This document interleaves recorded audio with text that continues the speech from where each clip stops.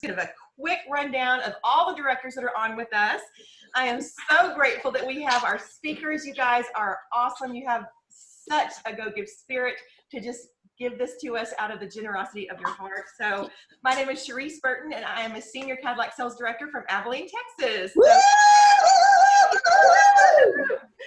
So I'm going to give a quick rundown of all the directors, and I'll give you a more formal introduction right before you speak. So we have and I want you to wave, directors, when I say your name. Jaci Buccus. Woohoo, Jaci. And then we have the fabulous Rayne. Awesome. And then do we have Sarah Kohlberg on? Are we on, Sarah? There's Sarah. Yay, Sarah. And then we have Cindy Chavez. Where are you? There you are, sister. Right here. And the fabulous Robyn Cartmill. Yay, Robyn. And then we have Miss Sylvia Barrett. Where did she go? Yay. There she is. Awesome. We have Akila Goolsby. Where's Akila? We have Erica Bose Vassal. Where's Erica? Where is Miss Erica? Am I missing her? There she is. Yay. Hey, Erica. And then we also have Dawn Starr that we've already acknowledged. Her beautiful picture is up there. There's Dawn, yay! And then we have Tawyna Krempeges, awesome! And then we also have Jeannie Ripley, yay!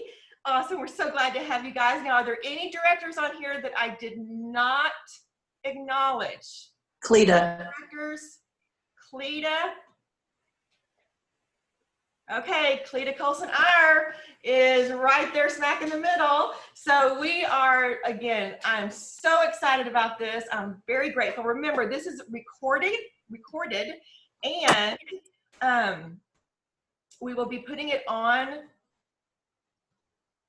Cleta's YouTube channel as well.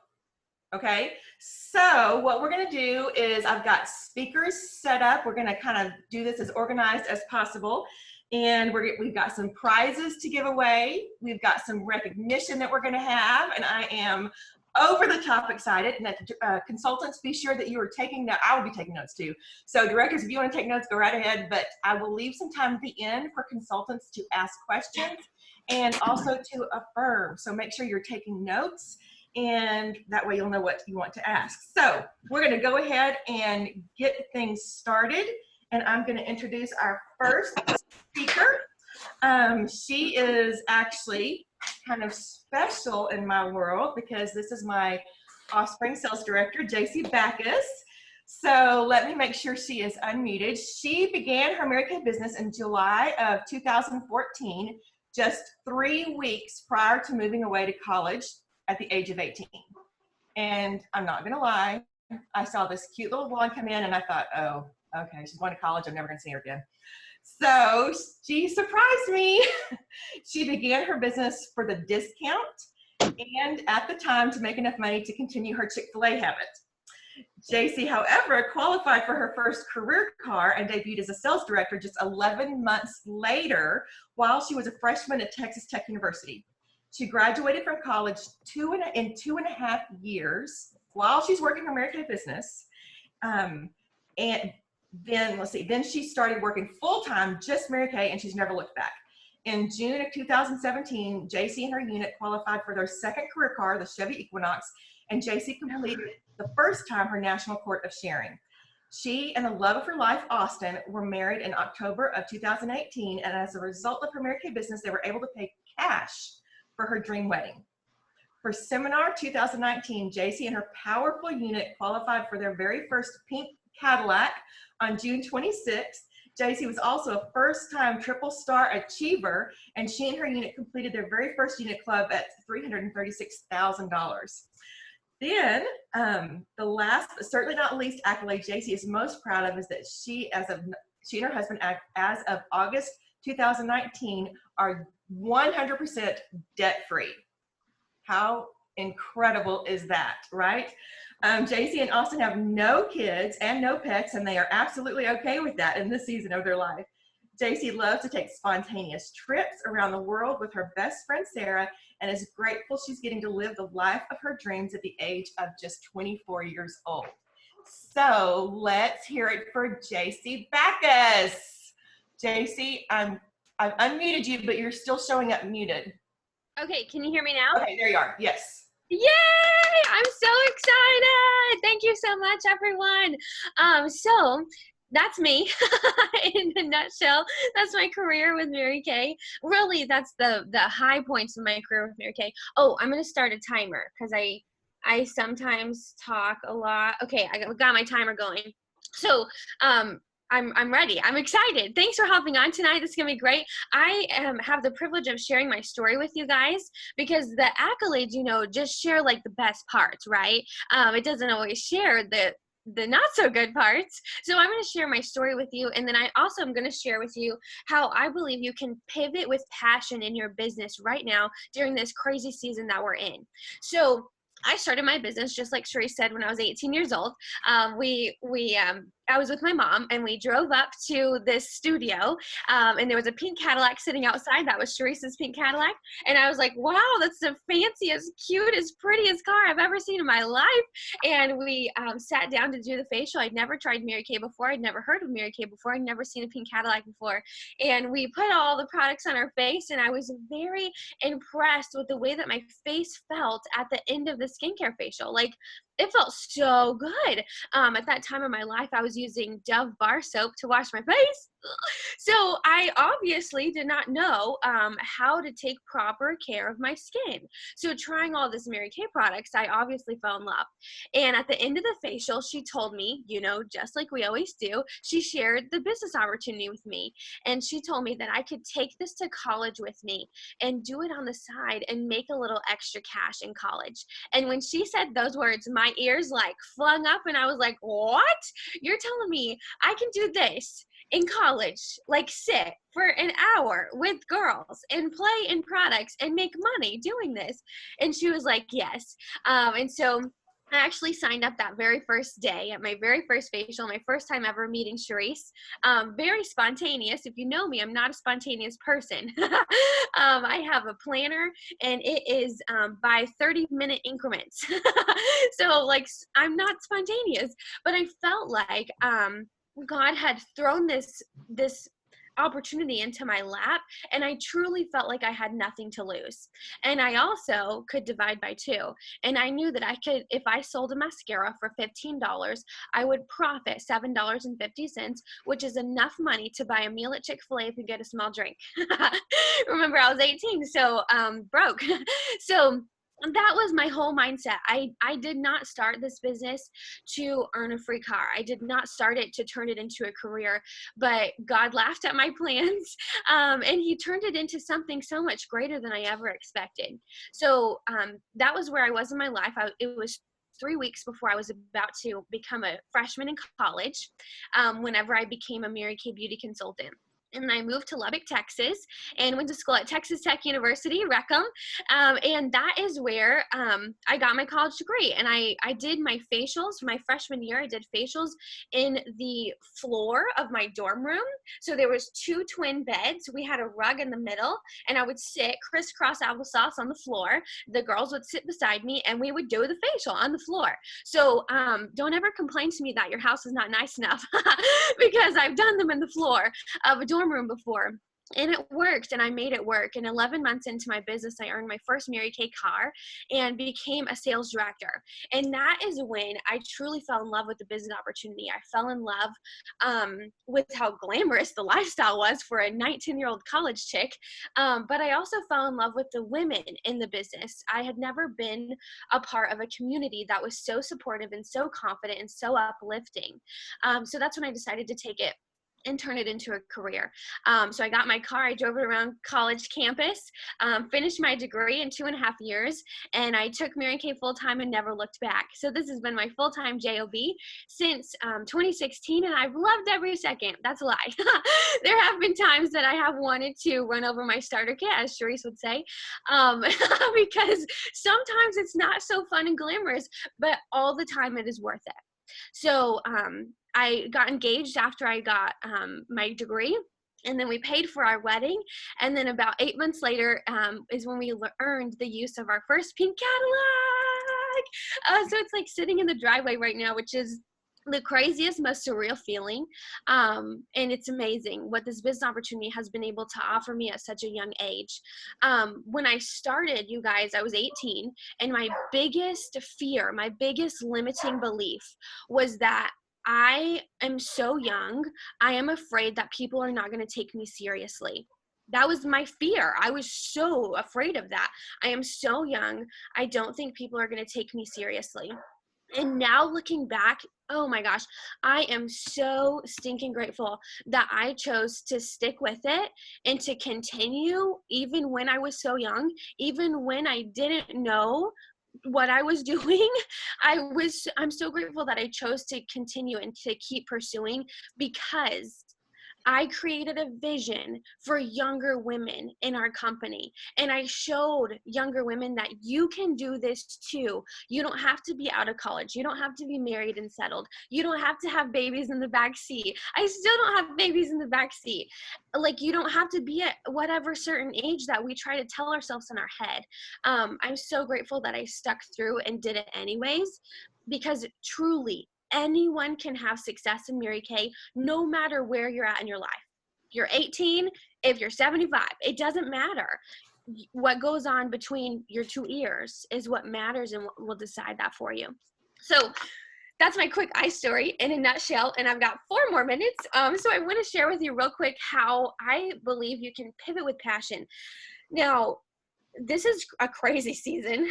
You and I both know this is nuts. This is nuts. And I mean, we've never dealt with this before, working our business virtually. I have always been taught that we are a person-to-person, heart-to-heart, knee-to-knee type of company, you know? And now that that has been temporarily taken away, it's scary, it's fearful. But we have the opportunity to pivot. And we have the opportunity to choose to pivot, or you can stay where you're at. But I'm not going to stay with you. We don't have time to stay with you. So you have 2 choices. You can stay or you can pivot. And I'm choosing to pivot. And one thing that I'm doing that is helping me so much is keeping your vision in front of you. Keeping your vision in front of you. That is always important. You always need to know what your vision is. But now, you guys, more than ever, right now, it is so important to be crystal clear on what your vision is, why you're here, why you are doing what you're doing. Because it is easy to take the path of least resistance when your vision is not clear. Mm-hmm. That is by National Sales Director Pam Shaw. It is easy to take the path of least resistance when your vision is not clear. If you don't know what your vision is, you're going to find yourself sitting on your couch in your pajama pants watching Netflix. Mm-hmm. Like, if you don't, what are you doing? You have to know what your vision is.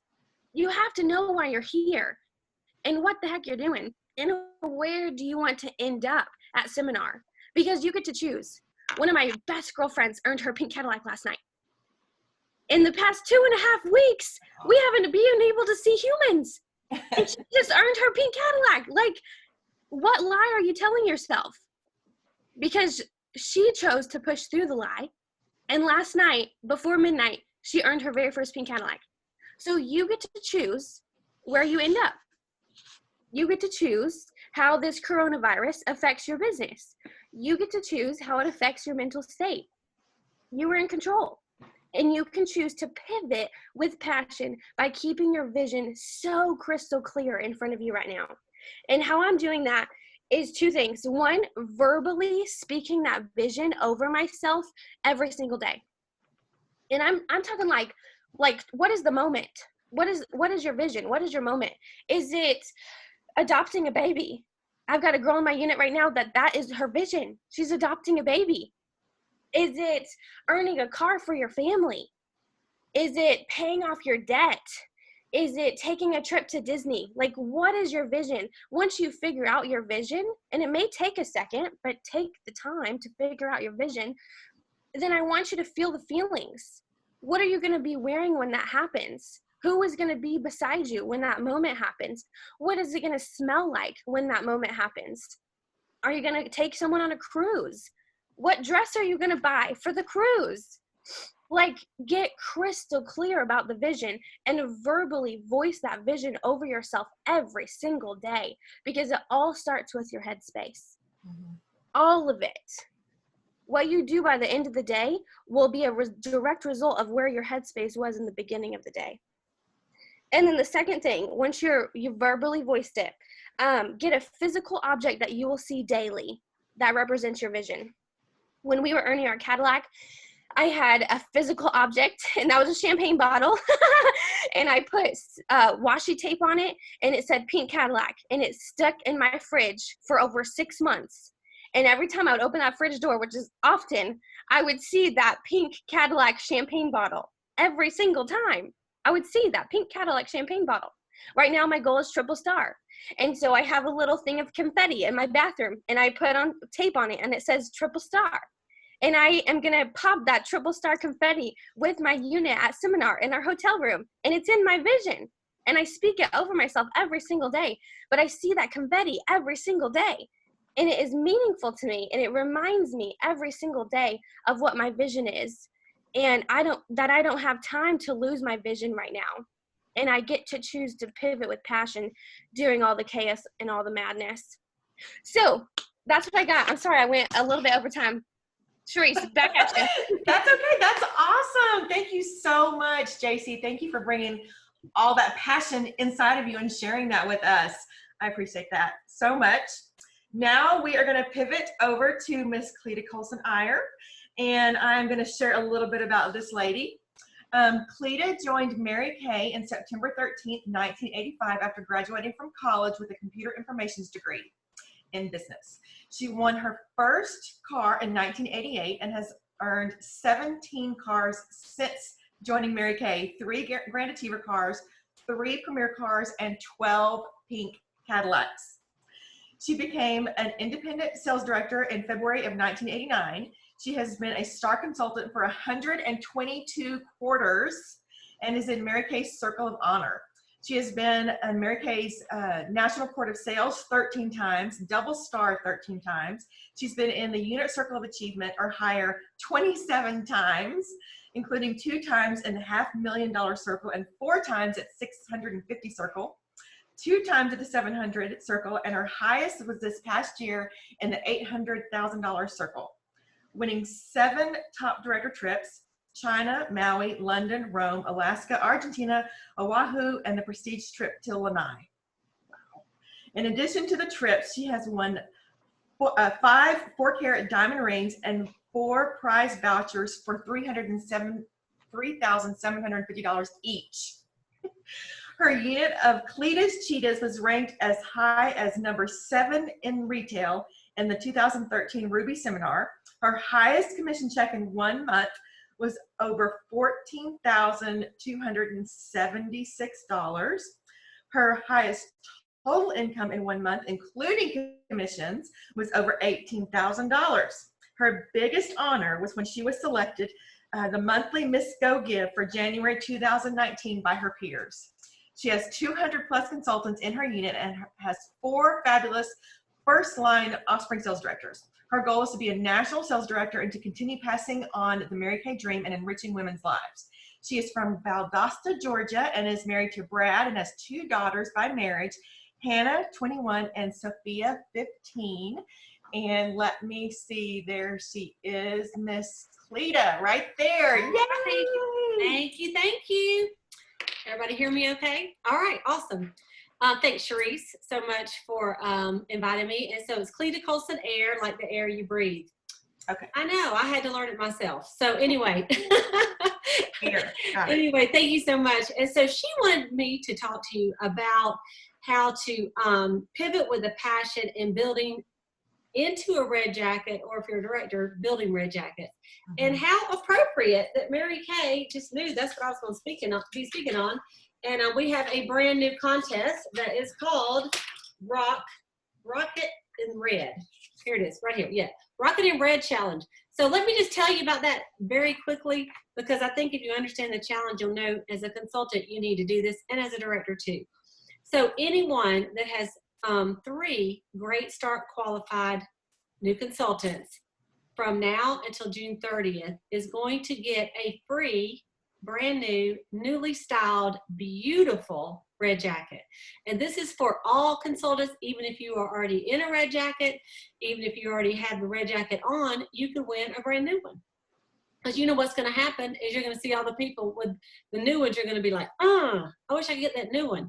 Anyway, the cool thing about it, I want you to understand is if you got a recruit, let's say in January, but she didn't, in January, and she hadn't ordered yet. She's not Great Start qualified yet. Did you know that January, February, March, April is her last month to get her Great Start qualified done? It counts. Did y'all know that? Yep. So if you have someone that recruited last month and she hadn't done her order yet, she did not get qualified yet, she would count for you. Okay. So it doesn't necessarily have to be brand new if you've been recruiting in the last 3 months. Okay. So the thing about it is on the last month in June, they're not going to get 4 months to get Great Start qualified. I mean, they will, but it won't count for you. So for her to count for you as one of your 3, then she has to finish, like in June, she'd have to go ahead and order 600 in June. So hopefully that doesn't confuse you. Hopefully it excites you, because it's not even their first initial order. It could be 225 and then 375, you know, and then they're Great Start qualified. So 3 is all you need. And you got, April, May, and June to do it, 3 months to do it. Plenty of time, more than enough time. And directors, they're not leaving us out, because if we have 3 of our unit members that do it, we get a beautiful Kinder Scott red necklace. And we're going to need it because we're all going to be invited to the Rocket in Red prize party at seminar. So you guys, this is a way to do it. So maybe you're out there and you're like, man, I'm not going to be a 4-quarter star because I missed the first one. Or, I didn't do the consistency challenge because I didn't get my 600 in. And I'm not a new director, so I'm not even going to get to go to the prize party. Well, now you can. This is your one and only chance if you did not do the other ones. So this is a great time to recruit. So let's talk about how you can recruit right now when you can't go meet someone person to person, And I know some states you are able to still meet one-on-one, but for most of us, they're saying stay home. Don't be getting around everybody. So I'm going to pretend you can't see somebody face to face. First of all, there's a couple ways. Okay, so first of all, you could share a marketing video with someone. There's a million out there. What I would do if I was a consultant, I would ask my director, say, what marketing video would you like me to share? It may be one of hers, or maybe she has one that would be great. Like if I was trying to recruit an 18-year-old, I might call Miss Jaci and say, Jaci, you got a marketing video? Because I need to share it with my girl here, that thinks I don't know enough to recruit her. By the way, Jaci, girl, I just love you so much. I don't even know you. And you did such a fantastic job. I'm so proud of you. Anyway, so you can share a marketing video and then follow up. The biggest thing, a tip that I can tell you about sharing a marketing video is this. You ask someone, let's say I was asking Jaci, I'll say, Jaci, do you have time to watch a quick video about our company? Like tomorrow, do you have a quick time? And I've got a little free lip gloss. If you would just take, 15 minutes or so and would watch this video and just give me your opinion. If she goes, yeah, I'll do it. I'll say, okay, what time do you think you could do it tomorrow? I know this is different, okay? Or she might could do it right then. She could do it right then, just send it to her. But you're gonna say, what time could you do it? She says, well, I probably could do it around noon. Maybe she's working or maybe she's not. So let's say she says noon. Say, okay, so I'm going to text you about 10 till and make sure that's still a good time. And then I'll text you the video then. Because what I want to do is after I text it to you, you can watch it. And then I'm going to wait. And then I want you to text me back in the 20 minutes or 15 minutes or however long the marketing video is. And then I want you to text me back or maybe just pick up the phone and call me. And I just have to ask you a few questions for it to kind of count for me. Now, the reason is because sometimes you will text a marketing video to someone and then they don't watch it. And then you're in this land of, I don't know what to do now because she hasn't answered you back. You don't know if she's watched it. You ask her if she's watched it. She's not even answering because she knows she hadn't watched it and she's feeling guilty about not watching it. And then you get like, and then all of a sudden, like she goes into this other pile over here. So by waiting to see when can you actually sit down and watch the video and then say, okay, I'm going to send it to you right before you can watch it. And then I'm going to be waiting. And as soon as you're done, call me.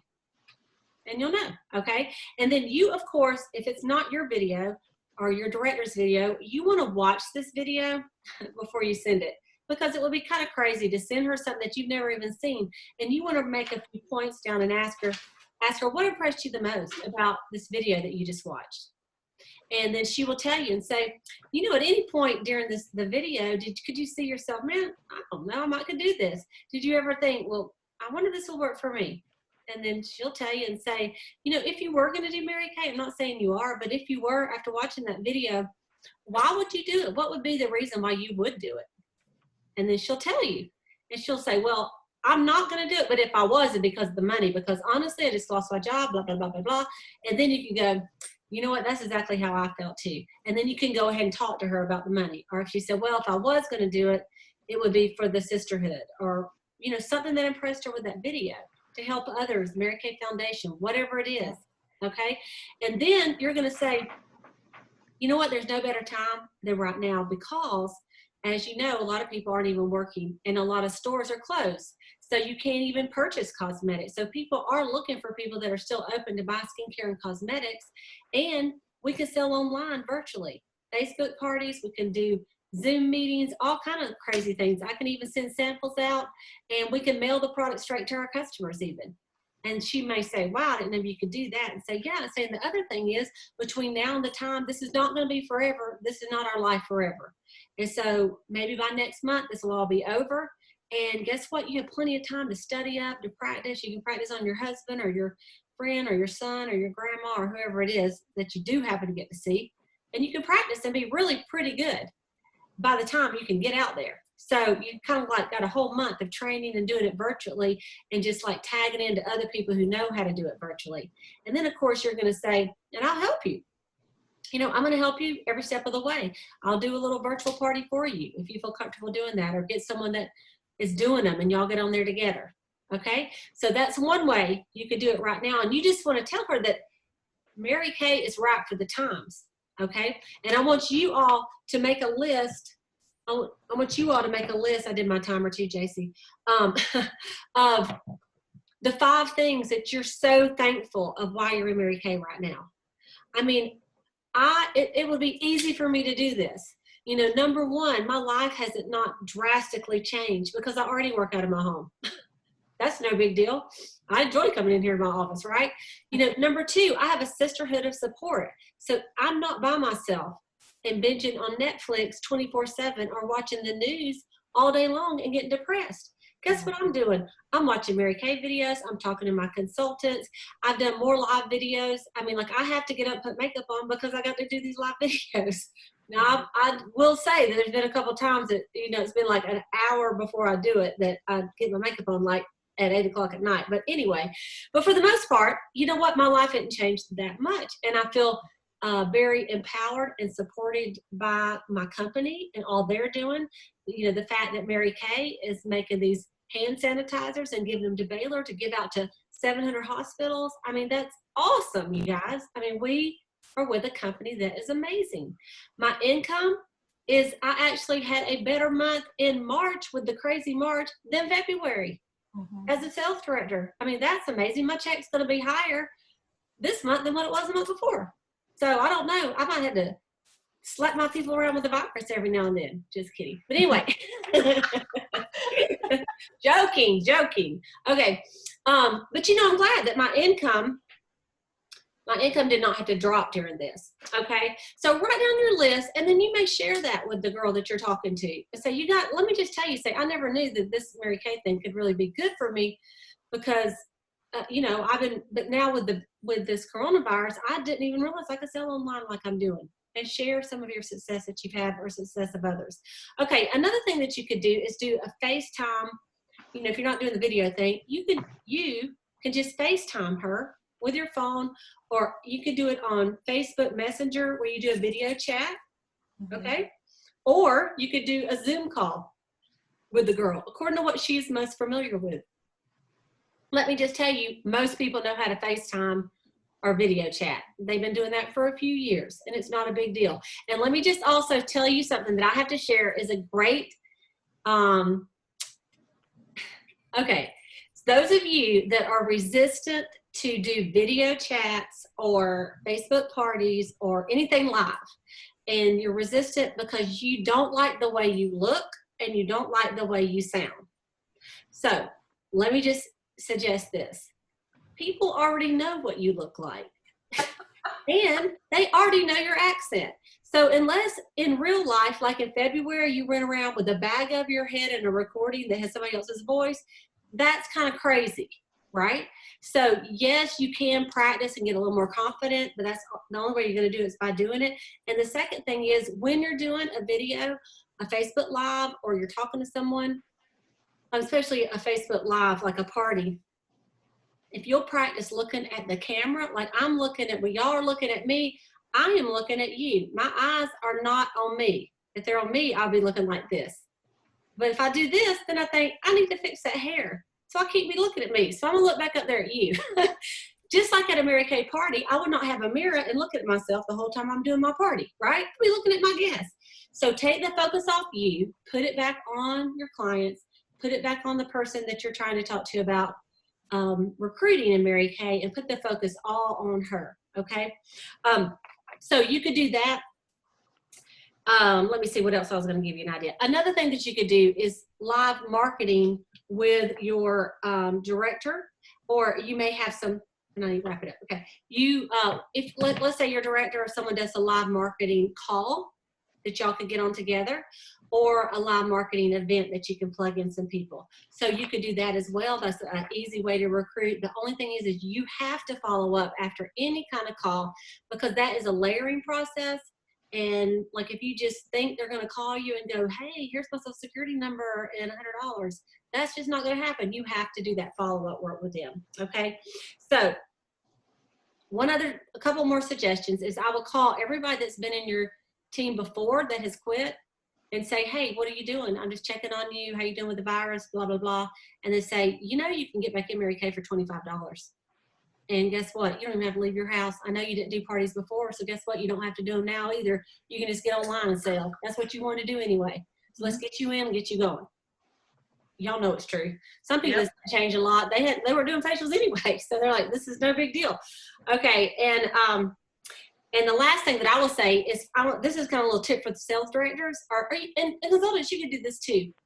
Today, I thought, okay, now that we know we're in for April, like, you know, like we're not going anywhere. I thought, let's get an April calendar and let's get some kind of a schedule with what I'm going to be doing.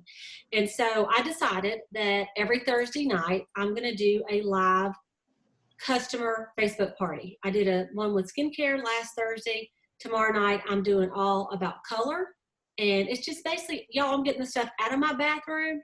Listen, out of my bathroom, and I'm going to bring it to the table, and I'm going to pull up stuff and tell them why I love it. And I'm going to put it on myself. And I got one of my directors, Sayla, and we're like sisters, and we have been around each other the whole time. So she is coming over. And my daughter is going to be here, and I'm going to do some little makeovers on them. Just quick, you know, less than an hour is the goal. And then the next week, I'm going to do it all on like body care, sun care, perfumes, anything that's not, you know, that I did not cover with color and skincare. And then the next week, I'm going to do it on all supplements. I'm going to grab all the supplements out, every single one of them. And I'm going to talk about every single one of them and what they do. And then I'm going to start back over with skincare. And then that'll take me to the end of April. Okay. And then what I'm going to do, you guys, is on Friday, like I'm doing that every Thursday night at 7 o'clock. So now I know my schedule, because before it's like, I don't know about y'all, but March, I'm like, I don't know what I'm doing. What day is it? Who is it? Who am I?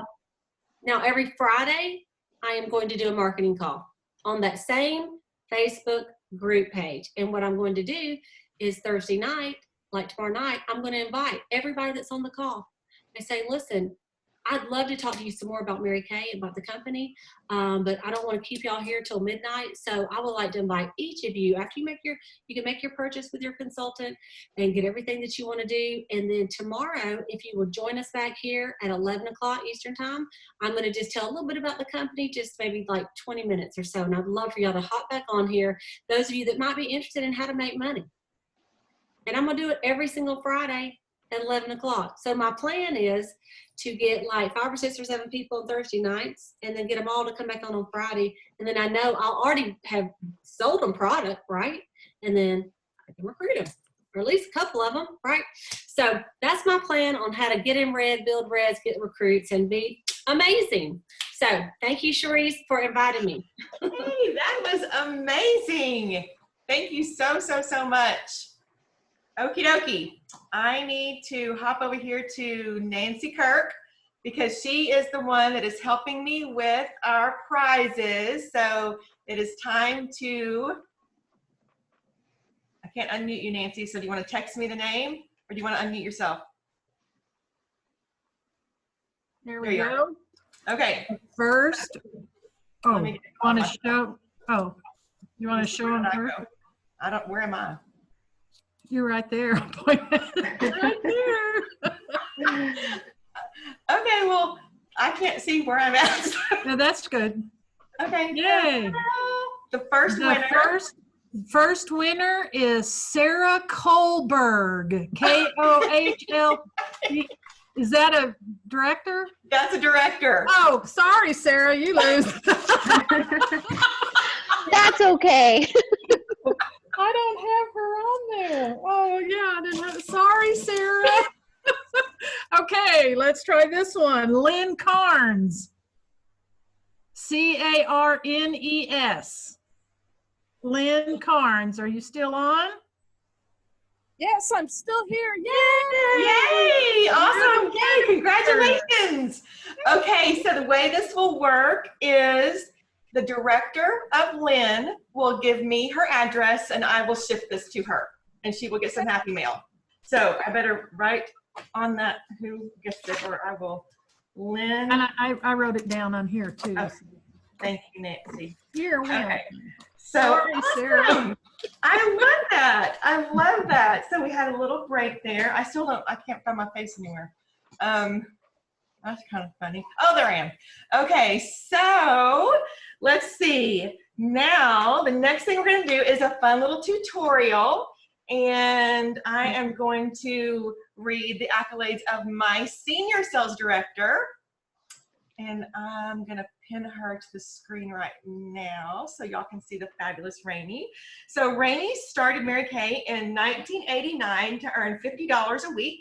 She loved the products and was intrigued by the possibility of staying at home. She had with her kids.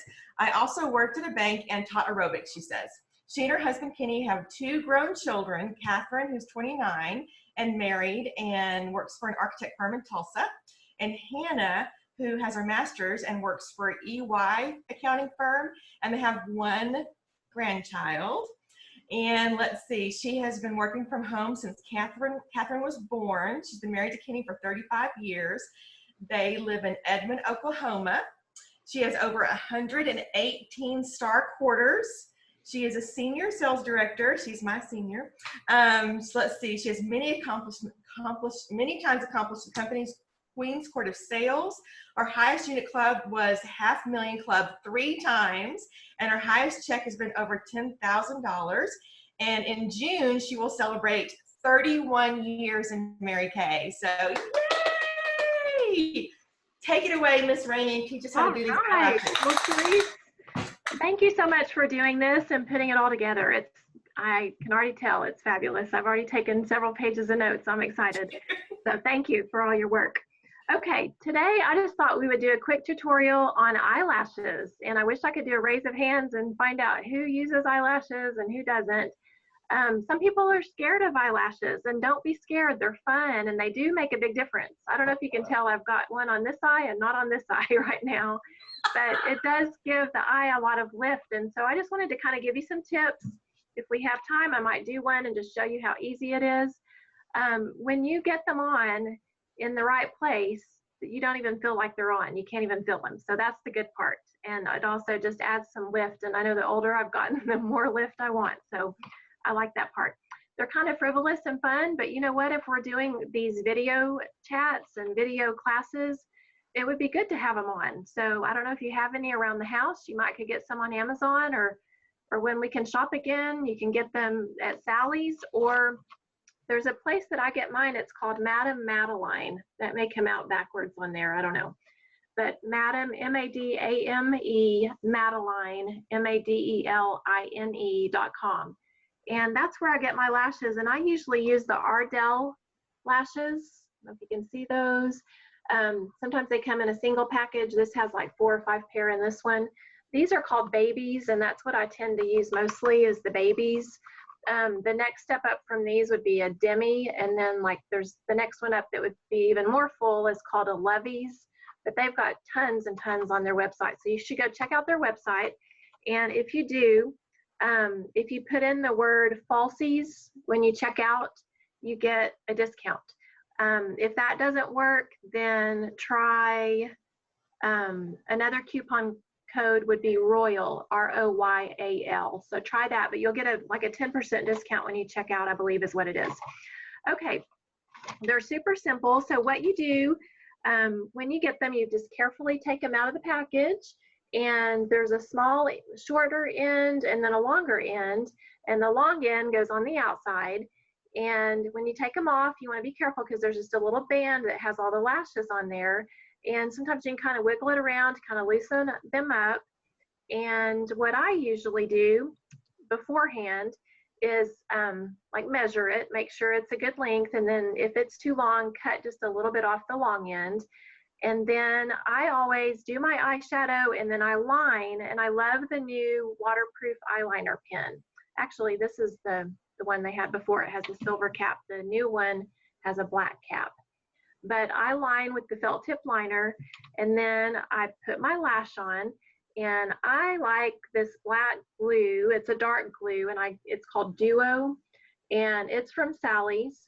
There's also another glue if you're ordering from Madame Madeline. This is an Ardell glue that is clear. I tend to like the black one better, but they both have a little brush, kind of like you would with, say, like with nail polish or something like that. So I'm going to show you as a tiny little brush, and you just go across the edge of your lash, put a little bit of color. I do a little extra on the ends. And then once you get the color on there, you want to let it sit for just a minute, like 20 seconds, not a minute, like 20 seconds, 20, 30 seconds, kind of let it dry a little bit. Uh-oh, my cat decided to come visit. Okay, there's also, in some of the kits, they'll come with a little pair of tweezers that has like a rubber tip on the end. And I like to use that because you can use the tip to kind of press it down. So we're going to let them dry for just a minute, kind of get the glue to where it's not going to run. And then what you do when you get ready to put it down on your lash, I usually will hold it with the tweezers and give it a little lift so that it's angled up just a little bit when you put it on the eye. And usually you'll just kind of lift your chin up a little bit, and then you'll place it and then kind of drop it and let go. And then after you do that, you just take the little rubber tip and press down your ends and press all the way across. And like I said, if you get it in the right place, you're not even going to feel like it's there. And then after I get it on, usually I'll kind of pinch together so that it kind of is pinched together with my real lashes. And one thing I forgot to tell you, one thing that will make your lashes last longer, and I just learned this, is that if you'll put your mascara on first before you put your lashes on, and then put your lashes on, and then sometimes I'll come back and even use my felt tip eyeliner pen and go right around the lash line just to kind of fill in where I might have, you know, missed some areas with my liner or something, just make it look a little more even. And then I use my angle brush to kind of soften it. So sometimes I'll even, when I do my first line before I put the lashes on, I use the angle brush to soften my line. Then I put the lash on and then kind of pinch together the lash with your normal lash. And then I use this to go back over after I do the felt tip pen on it again, just to kind of smooth out the line if I need to. So it'll prolong your lashes. They'll last longer because you're not putting mascara directly on the lash. It's going on your regular lashes, and then they blend in really well with your others. So anyway, then if you really wanted to smoke it out and do a more dramatic eye, you could use some dark, deep eyeshadows. I really don't have any dark ones on tonight. I have some lighter. And then you could smoke out under your eye too with a little bit of powder eyeshadow as well. There seems like, oh, I forgot to mention that you'll curl your lashes before you start, before you put mascara on. You don't want to curl with the lashes on there because you'll pull them off. So the tools you would need, of course, your lashes. You need some glue, and I like the dark glue. You need a mirror, and you need some little scissors. The tweezers are great for helping to press it down. If you don't have something like this, just use a normal pair of tweezers. Sometimes I'll just use even the end of one of Mary Kay's eye brushes that we put our shadows on with, the round tip at the end. I'll use that to press if I don't have one of those handy. And then your eyeliner, and that's it. And you saw how fast I did it. So it's not hard. It may take practice a time or two. But if you start with lashes, they're not super thick and, you know, way different than what you're using, I think you'll get accustomed to it. And then you can kind of start playing with some others and have fun with it. But it does make a difference. And I think it does give your eye a lot of lift. And I think they're really pretty. And it doesn't matter what age you are, you can wear them and have fun with them. So it's kind of something neat and fun. I just want to close and say that my mom is like almost 80 years old, and she is much of very positive and always learning and growing. And she was talking to me today, and she said something to think about with what we're going through with this virus right now is, who do you want to be when this is over?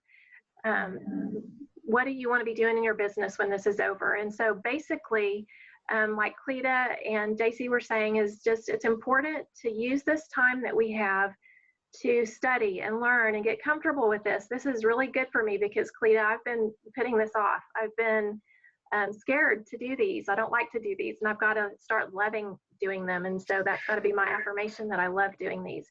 And it's so fun. I mean, to see all these beautiful faces, I don't know what scares us. It shouldn't be scary. But who do we want to be when this is over? And how much are we going to grow through this season? This is something none of us have ever been through before. It's hard to believe we are going through this, but we have our positive community. We have, we're really blessed and lucky to have each other and to have the support of our company and just really have the friendships that we have, because a lot of people don't have that. So anyway, Charisse, I love you for putting this together, and thank you, and have fun with your lashes. I want to hear if you try them. That was awesome. Thank you so much, Rayne. You're welcome. I did my lashes. I'm trying to do them this year for the first time. I started wearing them, I think it was Leadership a year ago, and we were at church, and it was emotional at church. Well, the glue does not stay on when you're emotional. And I'm not kidding. I got home and one was hanging. I mean, it wasn't even on. Yeah, keep your glue in your purse. I have to tell you a funny story. I was at the chiropractor several years ago, and I think Hannah was with me, and I got adjusted first. And I stood up, and he goes, "Did you lose something?" And he handed me both of my eyelashes. They both came off on the little mat where they squeeze your face down, you know. Okay, so, that's hilarious. Oh, it was really embarrassing. And of course, my daughter was there. That's hilarious. I love that. Well, thank you so much, Rayne. Okay, so we are going to move on to Miss Tawyna. Let me find Miss Tawyna, and then I can pin her. And so I'm going to introduce Miss Tawyna Krempeges. Let's see. She has been in Mary Kay since she was 18 years old. Her unit broke a record in qualification, and Mary Kay was at her debut. That is awesome. They've earned 22 Mary Kay pink cars. 8 of them, okay, she's 22 cars, and then 18 of them being the pink Cadillac. Their unit achieved #1 most improved once, and #1 status in production 3 times in the state of Missouri, and #1 in the state of Oklahoma 3 times. The Krempe family includes 6 first-line directors and 2 second-line directors. Her unit has been recognized in the Circle of Achievement 23 times. That's awesome. 10 of those were in the Circle of Excellence, 7 times in the Prestige Circle of Excellence, with their highest being in the $850,000 Circle of Excellence. In 2015, her unit was the number 14 unit in the nation out of over 10,000 units, which placed them as second runner-up in the Diamond Seminar. That's awesome. Oh. Tawyna represented her unit as the queen of the Diamond Mary Kay National Area that year. Okay, I'm going to read all of these trips too. I think that I'm going to. This is amazing. Tawyna and her husband, Steve, have received 10 5-star trips, okay? To Croatia, a 7-day cruise to the Greek Isles, Hollywood, 2 trips to Maui, Provence, France, Monte Carlo, Monaco, Turkey, Hong Kong, Beijing, Shanghai, London, Paris, France, Rome, Vancouver, the Sonora Islands, a 7-day cruise in Alaska, Buenos Aires, Argentina, and Honolulu and Lanai, Hawaii. That is fabulous. Her highest check in 1 month was over $19,400. Tawyna was named Miss Go Give for the whole company in December of 1984, which she feels is her greatest honor. She's married to her best friend and partner, Steve, and they live in Edmond, Oklahoma. They have 6 children and 13 grandchildren. Still one on the way? No. Okay. We have actually 14. Okay, I guess I forgot to change that. I was gonna say that's a long pregnancy. Okay. I don't know. I feel like I sent you the wrong. I had one that was corrected, and I think you got the wrong one. I must have sent you the wrong one. What I saved from before. Okay. Okay, that one's passed. I sent you another one. Okay. It's so okay. Her daughter, Christy, is still a premier car driver. Yes. Okay. And their youngest grandbaby she's the mother of their youngest grandbaby, Kennedy. Tawyna says that Mary Kay has always said that if one day one person has started to believe in themselves, then it has been a good day. She fully agrees. Okay, so let's give it to Miss Tawyna. Yay! Thank you, thank you, thank you. I'm going to ask you to unmute everybody. I have to hear breathing. Oh. Can you do that? I don't know if I can do that all. If you can't, that's fine. Yourself, That's fine. I guess. You just breathe heavy and I'll be fine. Okay. So anyway, I don't know about you all, but have you all been shopping? These are the new outfits for Easter Sunday online. So just take your pick. I just thought I'd throw that out there. I thought that was hilarious. Okay, I'm not going to do my whole speech by May, and I'm going to try to stay on time here. I will set a timer here. That doesn't mean I'll pay any attention, but we're going to try. Okay, all right. So nobody ever wants to follow Cleta, but we love her dearly. So anyway, and hi to my trip girlfriends out there. And, you know, that's the fun part, is that we get to do life with the people, you know, that you surround yourself with, but then you get to meet these wonderful people on these trips. And it took me till I was in Mary Kay, I just want you to know this, 39 years before we earned our first trip. So there is hope for all, right? And so anyway, Dawn and Robyn and Cleta, we've had a blast on these trips, and we want to invite everyone on there, out there. So you can do it. So that's what I really want to say. Okay, if we will learn to pivot, this is going to start with, if we will learn to pivot, to learn new ways to run our businesses and to care for customers, we can weather the storm and come out the other side, maybe even better in some ways. So this, I want you to write this down. Do not change your goals. Do not change them. The timing and how you get there may look different, but anything is still possible. And our company's not closed. It's not closing. You know, you can order. They opened up the 2 branches on Monday, so we only have 1 branch closed right now, which is New Jersey. So things in that sense have been a real blessing. And I can't tell that there's been that many days difference in the efficiency of getting our orders. Company blows my mind. I talked to Jay Benson this morning because they have a DIQ. They're just so amazing. My DIQ was on target to finish in March. And of course, as things shut down, she's in a little town, couldn't travel. She has asthma, so she's a higher risk. And she didn't make her production. And he said, they're not even looking at that. They don't care. So they're going to just make whatever adds up during these 4 months to add up to what it is. So isn't our company great? You know, they're not terminating anybody. They're not taking anybody's cars, just so y'all know that. So just hang in there, and that's to my director friends as well. But what I am noticing, I wanted to real quick this is nothing about my speech, but what I am noticing is these things.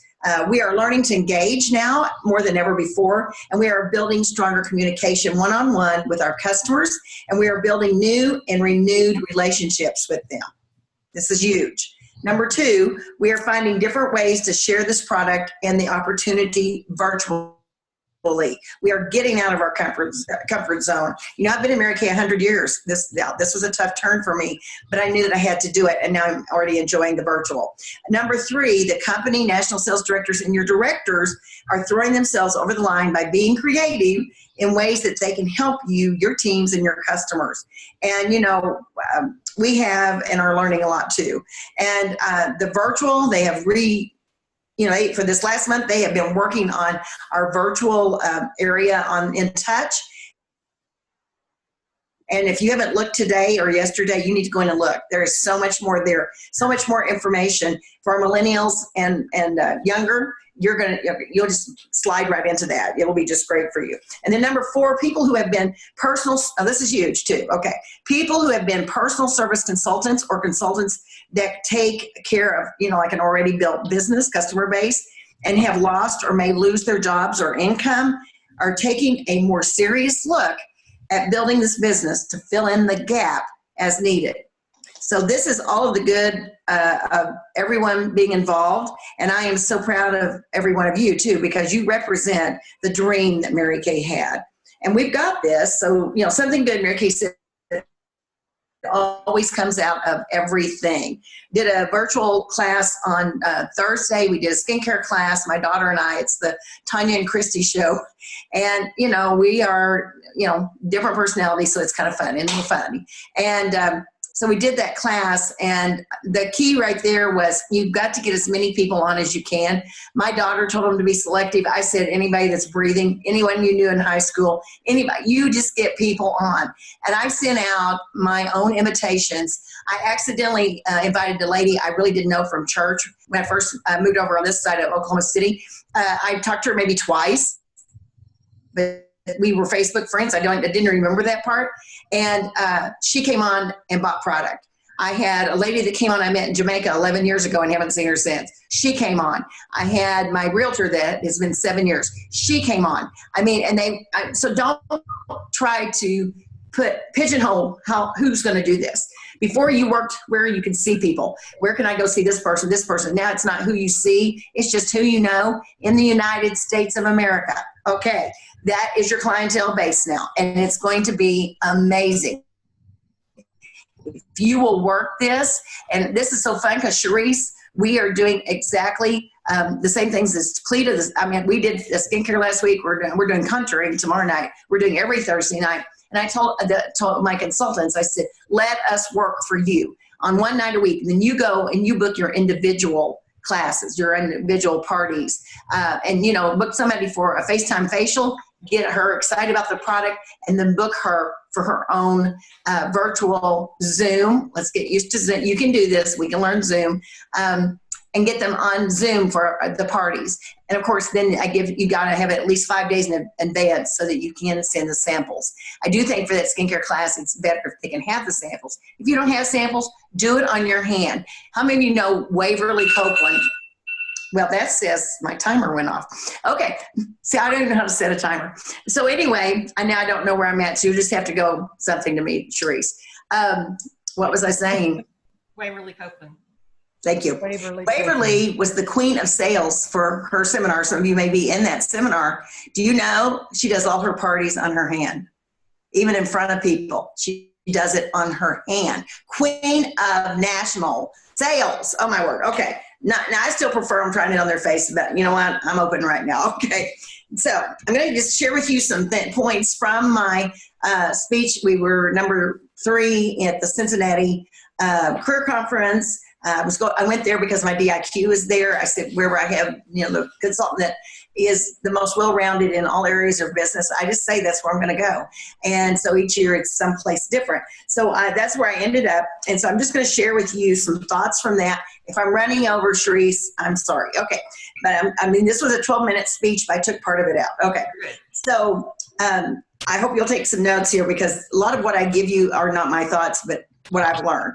They say if you take one idea, it's plagiarism. If you take 2 or more, it's research. I'm an extremely good researcher.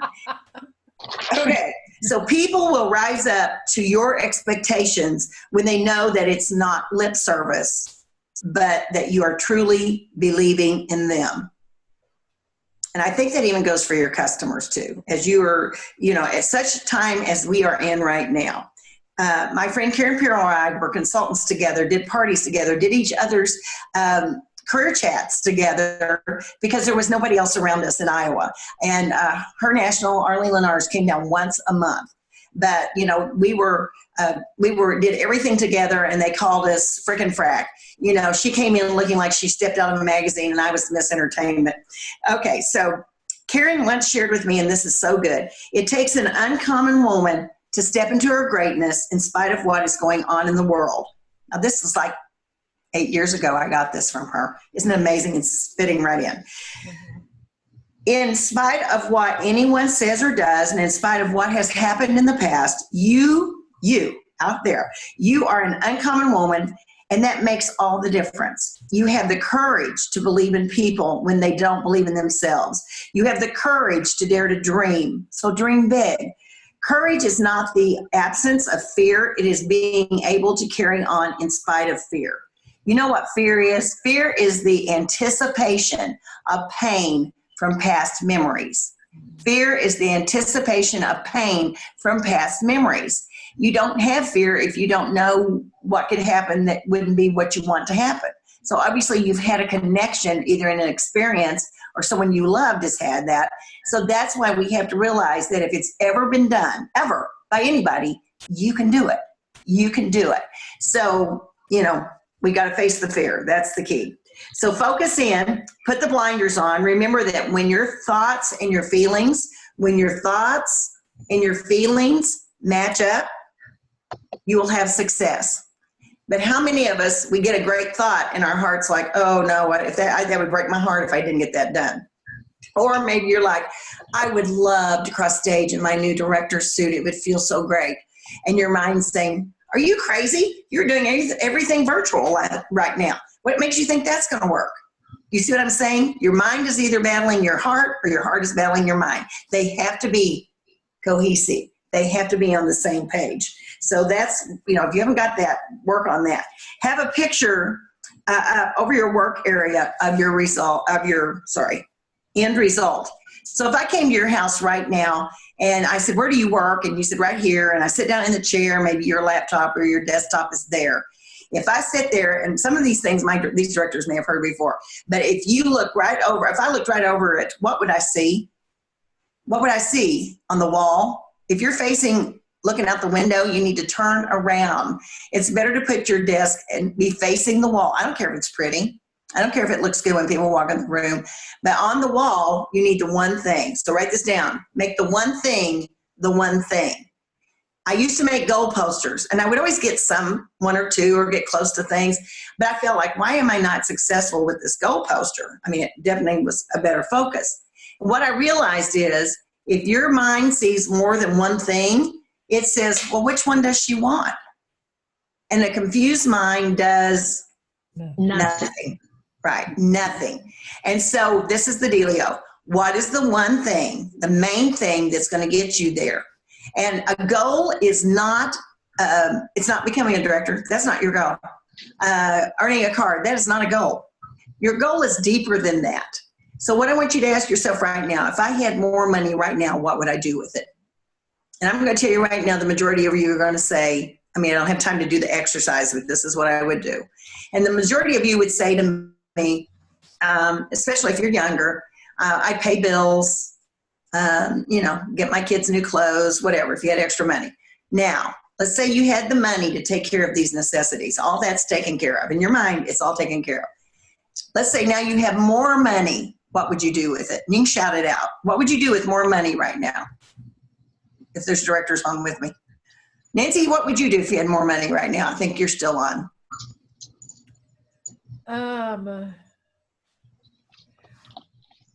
I would give it to a special thing that they have at our church for the homeless. Okay. I'm going to tell you something. Nancy's older. I don't mean she's older, but older than the millennials, older than 30-year-olds, because you know what? You're already at the end result here. And sometimes I pick that out, because a lot of times people in their 30s are like, or late 20s, oh, I'd build a house, I'd go on a vacation. You understand what I'm saying? You and I are kind of beyond that, okay? Well, I mean, we know we can do those things. So let's say you had all the money you would ever want or need. You know what? That's when you say, I'd give back. I'd give back. And that's Nancy.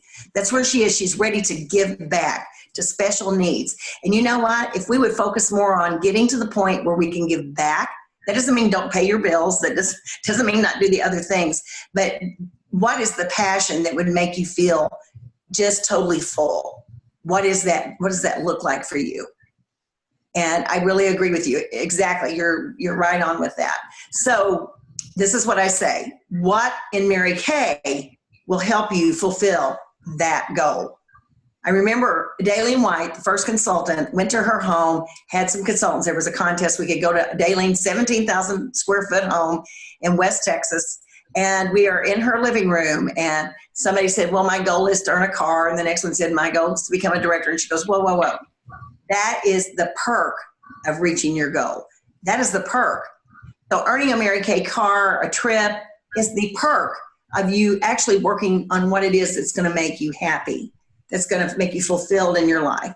And that's a different perspective than I had ever had on it before. Does anybody have any question about that? Just write it down. We can maybe do that. I don't know. All right. So put up what that one thing is. I remember Jay Benson calling me when he was our sales manager, and he said, okay, Tawyna, will you do a call for the Go Give? And I said, sure. And I said, well, what do you want me to talk about? And he said, well, you might tell everybody the trip that year was to Maui, and the extended trip was Hollywood.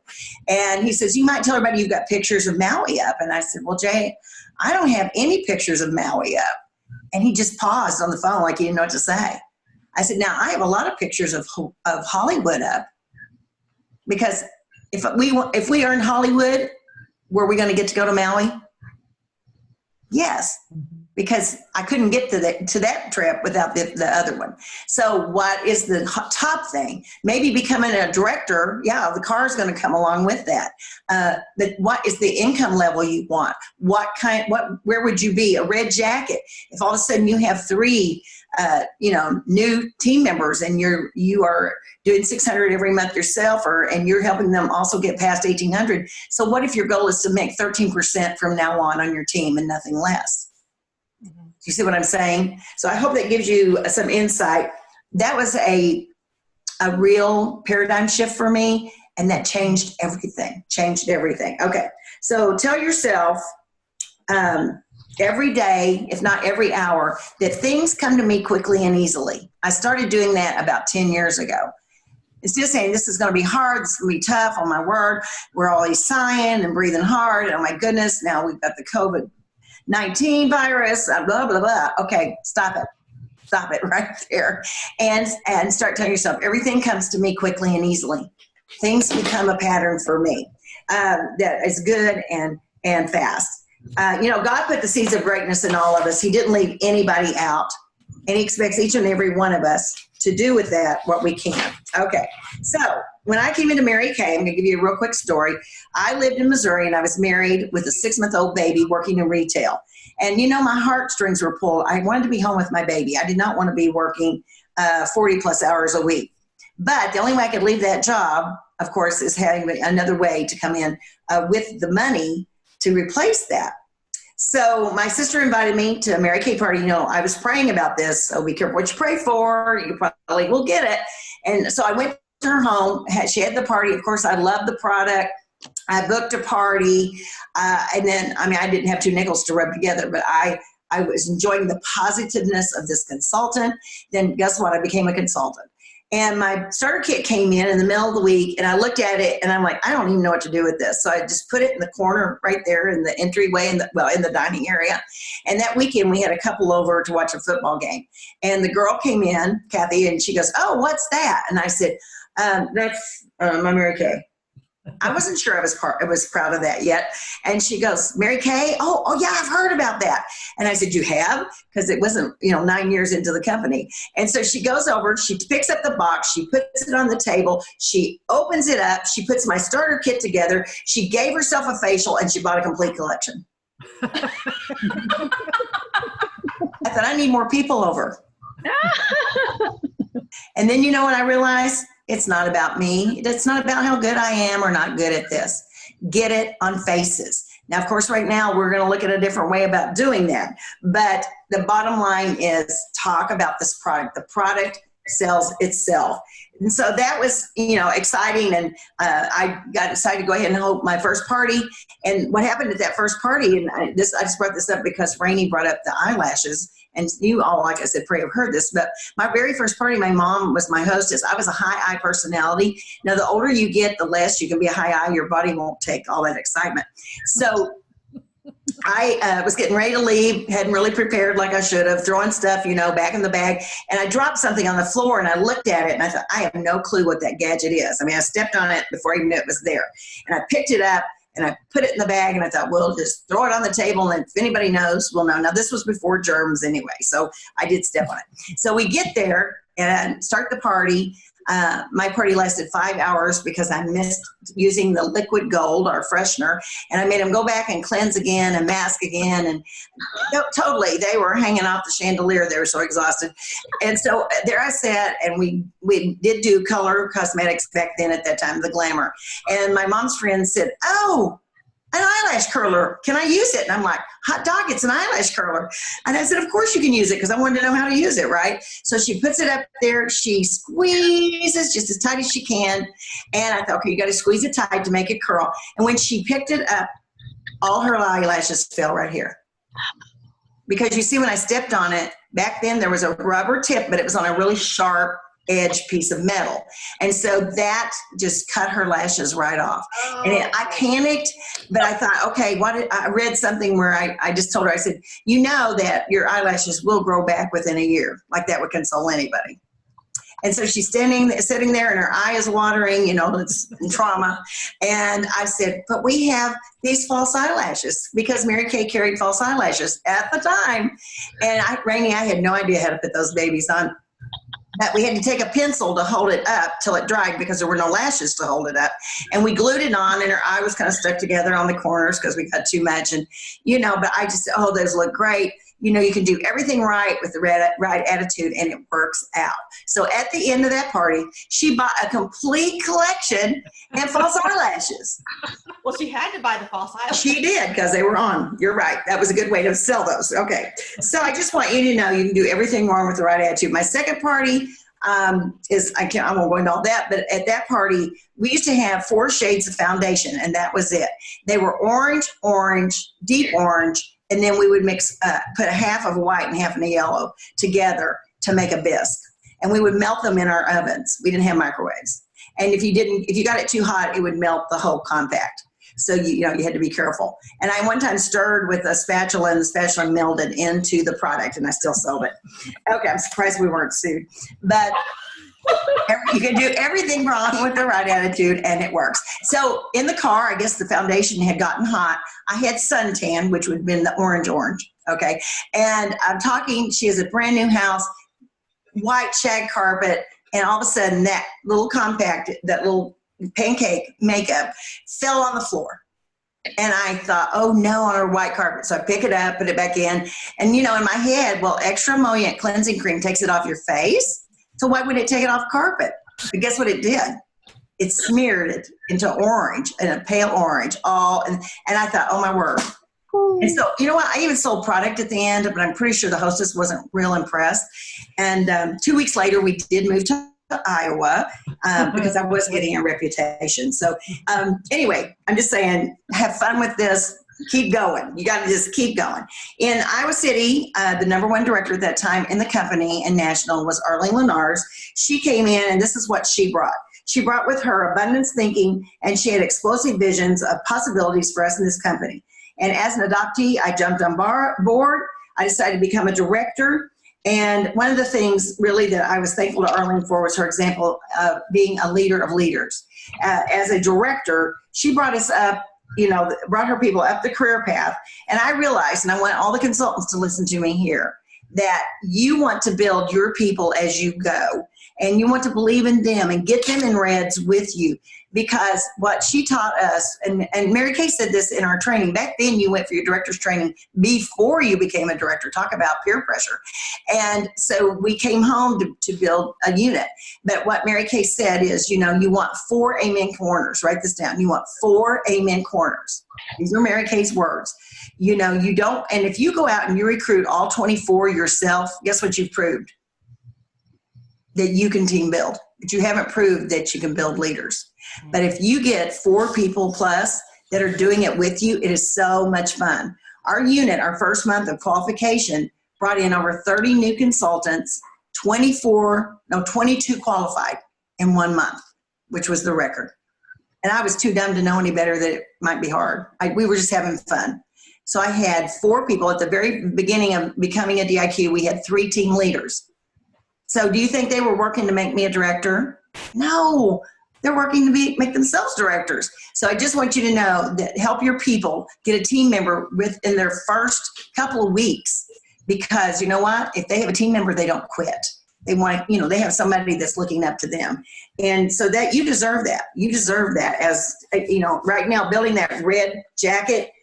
Hopefully you'll pick the people that you want to do life with. Remember, you have to sleep with these people sometimes. So, okay, I'm going to skip over some here.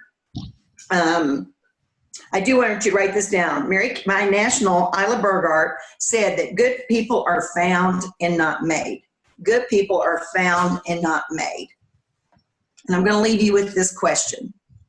Are you involved or are you committed to what you want to do? And if you've heard this story, just go ahead and pretend you haven't. Okay. But one day I was having some ham and eggs for breakfast. And as I sat there, I was just looking at my eggs and they were on my plate. And I thought somewhere there was a chicken that had to lay it. And that chicken was definitely involved in the process of me having this egg. And then I looked at the ham. And I thought, yes, it came from a pig.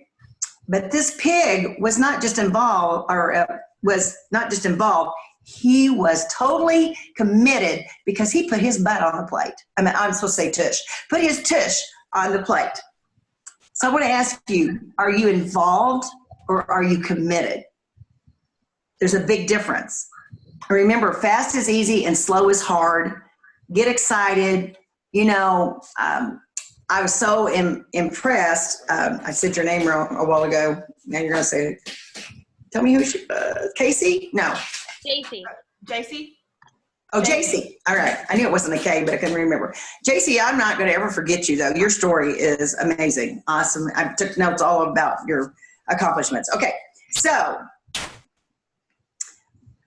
if you've got this far, it's because you know how to be committed. Wherever you are in your business, you know how to be committed and you need to be committed now to making a change and a difference in your life so many others can too. And I want to challenge you today to go out, be committed, and do something amazing. Where there's a will, there's a way, and it may not be how you thought it was going to happen. Don't get so locked into the one plan. You know, sometimes we sit down and we make a plan to get somewhere like it's got to look like that when we get done.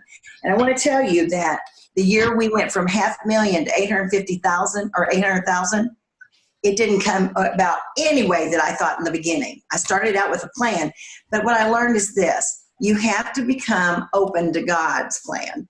And I said I was going to start listening to God more. Well, through the day, you have ideas. So how many of you have voice notes on your phone? I want you, every time you have an idea, I want you to record it. Just take the time real quick and say, blah, blah, blah, whatever it is. Don't think about it. Just record it and keep going on through your day. At night, spend 15 minutes in your thinking chair. Have a chair with a notebook in it and a pen, and it's for nothing but thinking. Can't sit there any other time. It's your thinking chair. And you sit there and you relax and you calm down. Not so much you go to sleep, but you just relax. And then you start listening to your voice notes. The first day I did that, I had so many, you're not going to believe how many times you have an idea. And I'm sitting there going, I have no idea what that meant. I don't know what that meant. I didn't make any sense. But you know what? 3 or 4 days later, I kept having some of the same thoughts.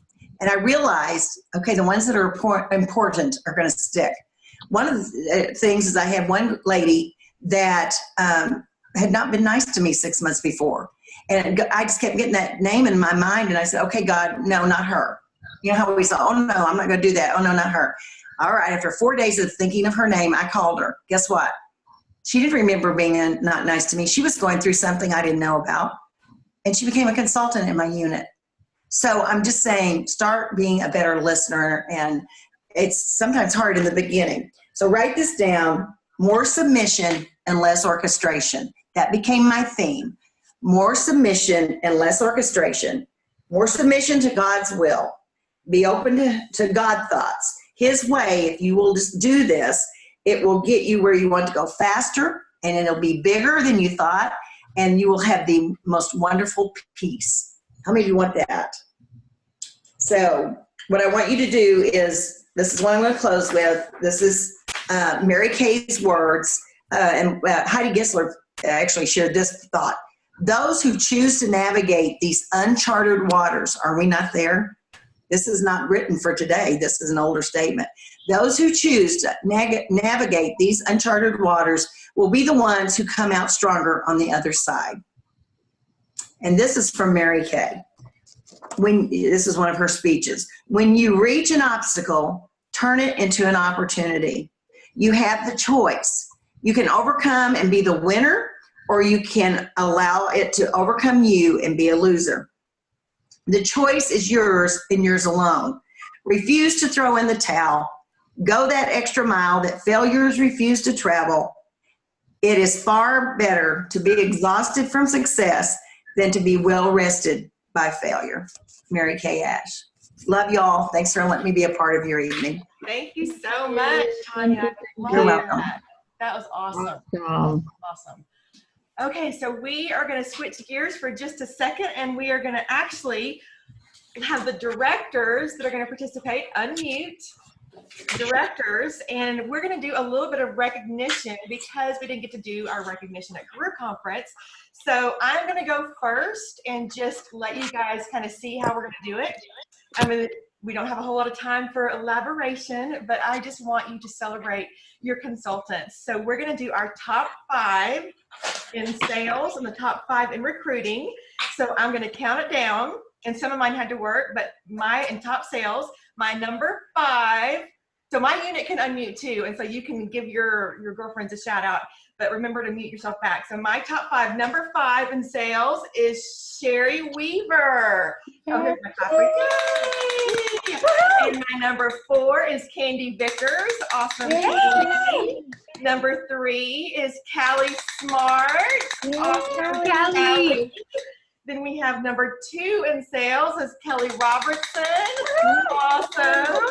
And my number 1 in sales up to this point is Lanita Jowers. Yay, Lanita. And then we're going to pop down to recruiting. My number 5 in recruiting is also Sherry Weaver. Awesome. My number 4 in recruiting is Kelly Robertson. Awesome, Kelly. My number 3 in recruiting is Grace Gloria. Yay, Grace. And my number 2 in recruiting is Allie Weber. Yeah, go girl. Allie. And my number 1 in recruiting is Candy Vickers. Yay! Okay, so I'm going to let Jaci go on and celebrate her unit. All right. So we're going to do sales first. I'm about to do my recognition, and then I'll come in there. Okay. So our number 5 in sales is Miss Hope Burnett. Yay! Our number 4 in sales is Sierra Deary. Number 3 in sales is Nicole Patterson. Number 2 in sales is Valerie Williams. And number 1 in sales for our unit is Miss Macy Smith. Yay! Way to go, you guys. And then as far as recruiting for our team, number 5 in recruiting is Megan Clancy. Yay, Megan. Number 4 in recruiting is Miss Sarah Potts. Number 3 in recruiting is Miss Annette. Yay! Number 2 in recruiting is Miss Kelsey Tischler. Yay! And number 1 in recruiting is Valerie Williams. Yay! That is awesome. Congratulations, guys. Okay, Miss Rainey Tubbs. Hi, right, I'll start out with sales also. My number 5 is Shannon Sheldon. And yay, Shannon. I don't know if she got to be on tonight. Number 4 is Linda Parker. There's Linda. Number 3 is Lisa Moore. Yay, Lisa. Number 2 is Susan Nutt. Yay. And number 1, who maxed out her double credit in March, is Nancy Kirk. Yay! And then for recruiting, I want to recognize Lisa Moore. Woohoo. Yay for Lisa. Lisa, that's awesome. Okay, we are gonna pop over to Miss Sarah Kohlberg. Okay. Hi. Ooh. Hello, hello, hello, hello. You can hear me now, right? We can hear you. Okay, good.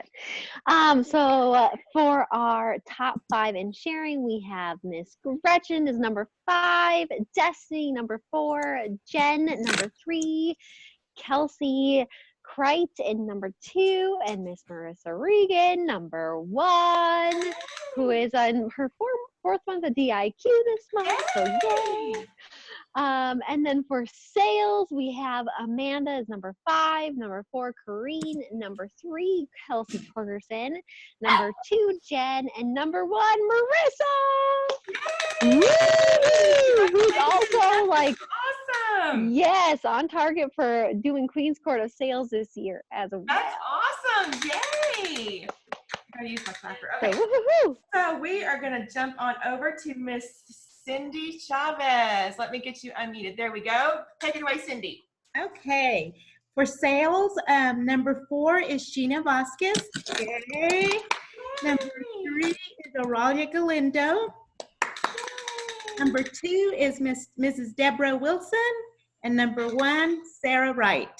Yay! That's fantastic. And for sharing, number 1 is Sarah Wright. Yay! Congratulations. That's awesome. Okie dokie. We are going to go on to Miss Robyn Cartmill. Oops. Okay. Okay. It says I'm muted by you. You're unmuted. Okay, there it is. Okay, well, I am excited to say this is my court of sales. Number 5 is Misty Frazier, and so y'all have to clap real loud because I don't have my clap. Number 4 is Roy Lynn Moses. Yay! Number 3 is Estelle Jewell. Yay! Number 2, excuse me, number 2 is Lynn Carnes. She's the one who jewelry. So she is our first runner-up. So she's number 2 in our court of sales year to date. And then number 1 is Megan Keelope. Yay, Megan! Woo! And then, excuse me, in my court of sharing, I have number 5 is Megan Keelope. Yay, Megan! Yay, Megan. Number 4 is Martina Nelson. So we'll give her a big hand. Number 3 is Marie Carreras. Yay, Marie. Oh, yay. And Marie is on Megan's team. So that's cool. Awesome. Then number 2 in our court of sharing is Misty Frazier. Go, Misty! Yay, Misty. And number 1 in our right now in our court of sharing is Linda Harris. So Hey, Linda! all of these girls. Awesome. Congratulations, ladies. Although there's 3 more months, so, you know. Yes. It can happen. Anything can happen. Anything can happen. Okay, Yes. so we are going to go ahead and do one more, and then we're going to do a prize. So we're going to go to Sylvia Barrett. Where's Sylvia? Right here. There you are. Okay. Hey, my number 5 in sales is Sandy Ramage. Yay!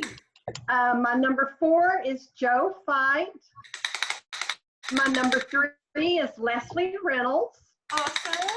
My number 2 is Yvonne Villarreal. Yay! My queen right now that's leading our unit is Nellie Perry. Yay! And then in Court of Sharing, my number 5 is Yvonne Villarreal. Awesome. And my number 4 is Leslie Reynolds. And number 3 is Joe Fight. My number 2 is Mary Berry. And my number 1 is Sharon Kinman. Yay! Awesome. Congratulations, ladies. Okay. So I hope everybody got recognized and got to hear their name. We do so appreciate all of our consultants' hard work for sure. So we're going to do the rest here in a minute, but we're going to do another consultant prize giveaway. How about that? So how about these awesome sunglasses? Ooh. Okay. Yes. Okay. So Nancy Kirk, take The it winner, away. the winner is Amy Wright. W-R-I-G-H-T. Amy Wright. Amy Wright, are you on, Amy? Can you hear me? Oh, hold on. Is Amy on? You just got off.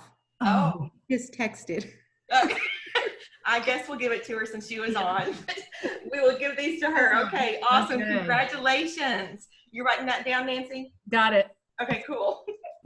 Okay, then the next speaker is going to be Miss Sylvia Barrett, and I'm going to let Rayne give her introduction. Okay. Well, I love this woman so much. Her name is Sylvia Barrett. She joined Mary Kay in 1991 when her children were just 9 months old and 2 years old. She earned her first Mary Kay car in March of 1992 and became a director in January of 93 and earned her Cadillac 9 months later. In her first year as a director, Sylvia was head of her class. She led her unit to a top level of over 600,000 in sales, and so she earned the top director trip to Germany and Austria. Since the first year as a director, Sylvia has earned 10 top trips and traveled all over the world with our company. During her career, this is big, she became $1 million director and reached that level 4 times. Some of Sylvia's other top accomplishments have been that she was awarded the National Misco Give for her seminar, and she's been in the National Court of Sales and has been queen of her seminar and in the top three times. She's earned 12, is that right? I'll have to look, Sylvia, maybe 13 Cadillacs. Her highest check in 1 month, including bonuses, was over $27,000. She loves the freedom and flexibility that this career has given her, and she's thankful to be a part of the company and loves teaching the philosophy of putting God first, family second, and career third. She says, what a wonderful life it has been to be a part of Mary Kay, and it continues to be. And her mission is to keep introducing this opportunity to other women so that they can live out their dreams by being a part of this great company. And it is 13 pink Cadillacs that she's won. So I love this girl, and here she is. Hey, thank you. Well, I'm excited. Thank you so much, Charisse, for setting all this up. Very, very sweet, and go give to do all this. So thank you. Okay, my topic is on pivot your planning. And some of y'all, some of my director friends have already covered some of the things that I was going to say. So what I'm going to do is just give you hope. And I'm going to gear my talk a little bit toward those that are a little bit nervous about doing this virtual stuff, okay? Because I know there's some of you on here. And, you know, I've kind of bucked it for a long time. And I've done a little bit of this, a little bit of that online, but I have not really gotten into it until now. But I am pivoting. And I'm pivoting, and it's so important that we plan. Now, when I look over my history of my career, I do things at the very last moment. I have, and I don't know how I've done a lot of the things that I've done, but I'm a good strategist, but I do things kind of at the last minute, and then I can just pull it out. And I guess it's just the way I'm geared, but I let the pressure build up, and the pressure has built up through March.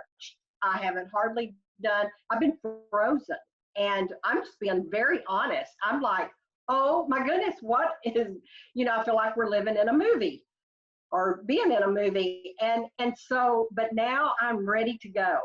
And like Tawyna had said, I mean, what you speaketh, you becometh. And I've decided I'm going to be so good in technology, and it's going to be great.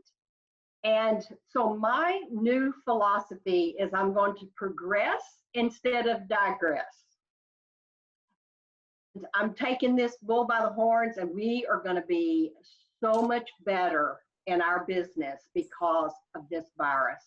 It is. We're going to be all so good because not only are we going to be good at knowing how to build relationships in person, but now we're going to know how to build it through the world, you know, through the computer.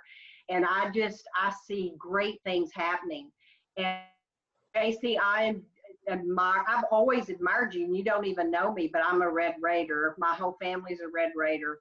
And I heard about you a while back through Rayne and Charisse, and you know, you have such an opportunity. I'm so excited for you and your life and your future. Oh my word, what a visionary you are, and how great that you have already, I mean, I know you're going to be great on the through the technology. And so here you are, your whole life in front of you, and kudos to you. Wow, I mean, I'm very, very excited for you. But I wanted to just talk just a minute about, I heard an idea that just in the last few days from one of my offspring directors, and I don't know, most of you might have heard of Karen Rydell. I know if you've been on the trip, you know who she is. I do not personally know her. So Karen, when you're listening to this or watching this, thank you for this great idea, but I love this. But she started a campaign through her unit, and she is calling it Making Your Mary Kay Dreams Come True. And I love this because I feel like this virus has gotten a hold of a lot of people in a negative way that is scaring people, not only in Mary Kay, but also just the uncertainty of what's going on in our world. And I love this light title of this theme of Making Your Mary Kay Dreams Come True. And I thought, you know what? I think we need to, I'm going to approach this. And I'm going to gear this next few minutes just toward consultants. But, and it can apply to directors also, but I want you to think about, tonight, when you get off this, this video, I want you to think about what is your biggest goal for your family this month? What is your biggest goal that you want to accomplish for your family? And we're going to break this down because we have to pivot in our planning on how we're going to execute what we're going to do. And so, for example, and I know that some of y'all have already mentioned these things, but it's paying the grocery bill. Maybe you're responsible for paying the daycare. Maybe you're responsible for all the extras in the family, vacations this summer or whatever.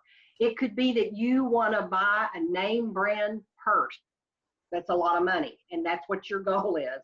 Whatever your goal is, I want you to pivot your planning through doing virtual things on the computer to reach this goal. Now, for example, first of all, I want to challenge you to pick something that's a goal that's going to be over $100.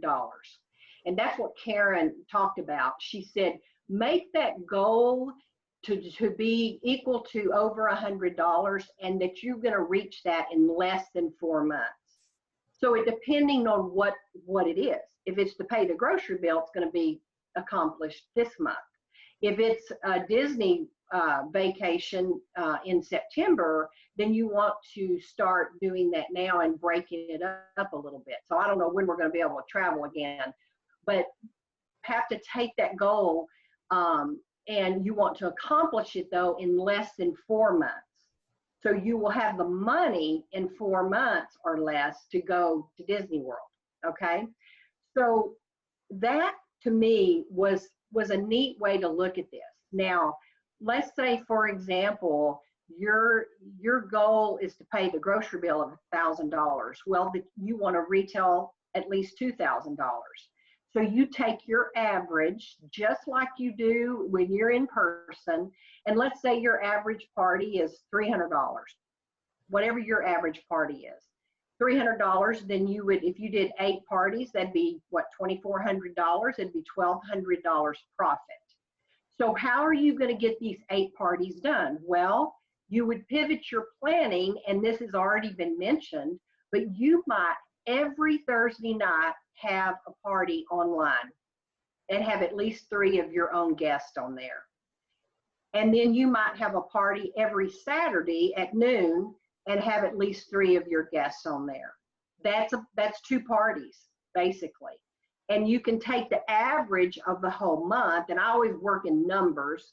If I know that if I do that and I work all month, then my chances of selling $2,400 is pretty high, because that doesn't include your reorders and all the little extras that come in. So you've got to plan a virtual party that's going to have at least 3 people of your own people, and you're going to do it every single week. And you're going to try to do it at the same time where it's consistent, so that if you have team members, they can be on there. A lot of directors are going to be holding consistent at least once a week, maybe, and you can join in on that and then do an extra. So that's one way to do that. You know, and on Mondays, you might take your Monday, and that's the day you call 10 people to book for your parties. Or you might call 20. However, you know, and I've always run my business like this. I call as many people that it takes to get that many people to attend a party or to attend a virtual makeover on the computer. You call till you get enough. You don't, we have a lot of things in Mary Kay that we'll say, we call 20 people and, you know, whatever. You call as many as it takes to get that. So that's strategic planning. A lot of times we make our goals and we have all we want to do, but the strategy has got to be in there or it's not going to happen. Okay. So we have to work in terms of numbers. Everything's about numbers. On Tuesday, you're going to coach everybody. On Wednesday, you're going to go live and do maybe a customer page right, in your customer group and do a video on just your on a product. And then Thursday night, you hold an online party. And then Friday is whatever you want to do on Fridays. And then Saturdays, you hold another party. So that way, when you're booking, you can say, I hold my online parties at Thursday or Saturday. What would be better for you? And that way, you always want to give, you know, some a potential person or potential hostess or however you're going to handle that, a choice of when she's going to do it. Okay, so it's just it's almost, I was thinking today, I said, Sylvia, this is the same as it is if you're just doing it online. And you know, you can actually turn on the computer now, don't y'all agree?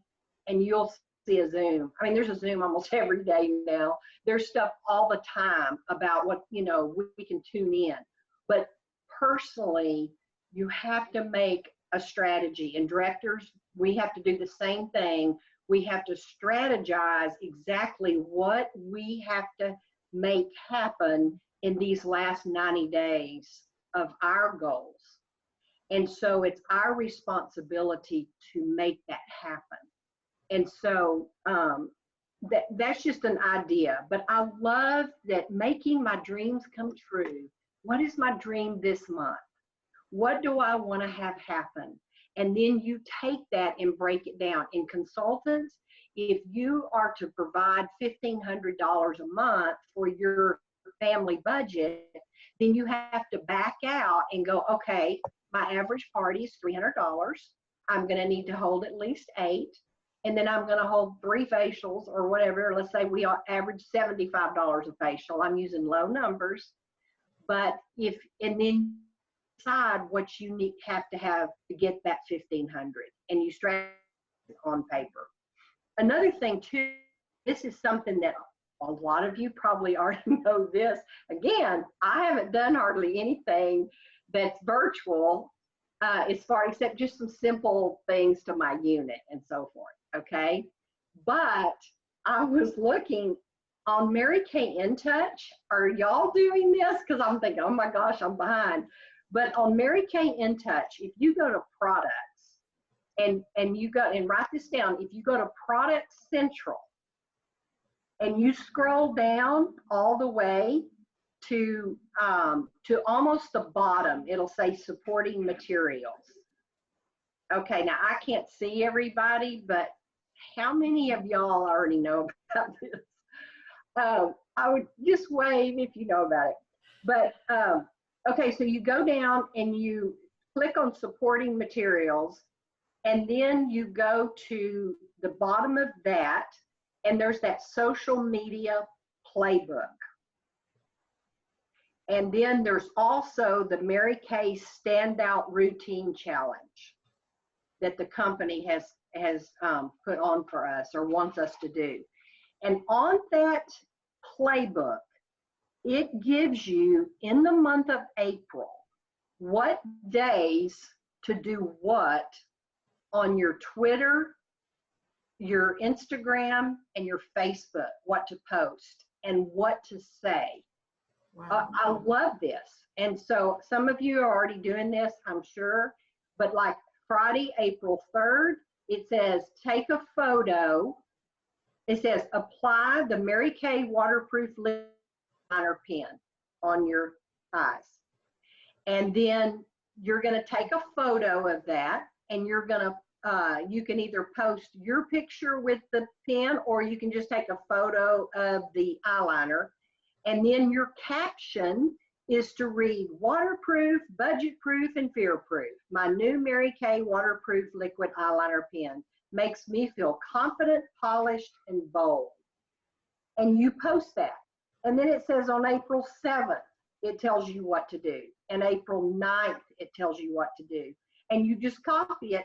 And so if you're holding your parties and you're strategizing that, and then you incorporate this on a weekly basis, just go what the company says to do, then it's just easy. And I'm thinking, oh my gosh, they have really laid it out for us.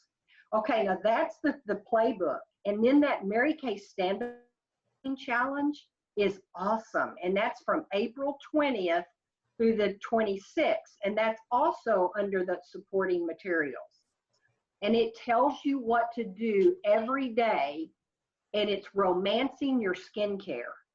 And without me reading everything, but it says the date, it tells you what products to have, what kind of photo you take, and the caption.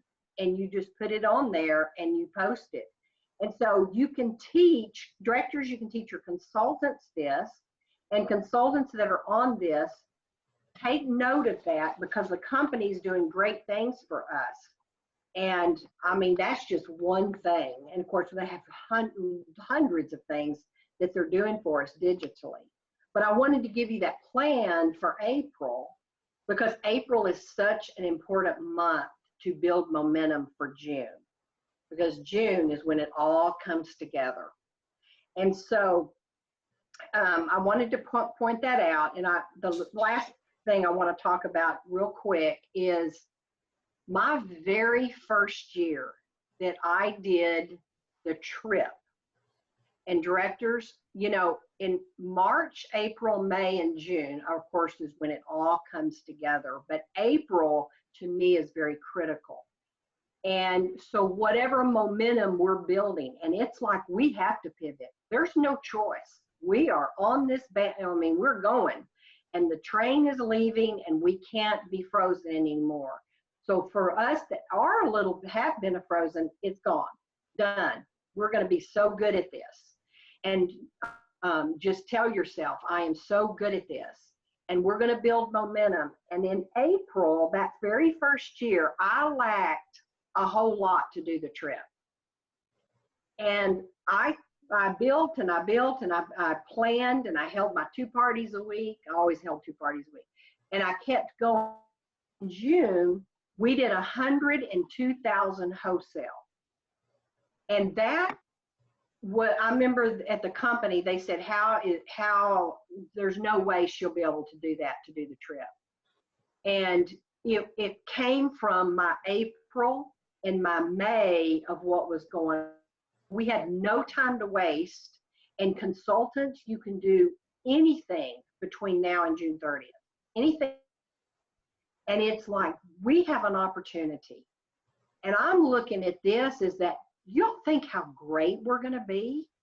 You think about all the direct sale businesses out there.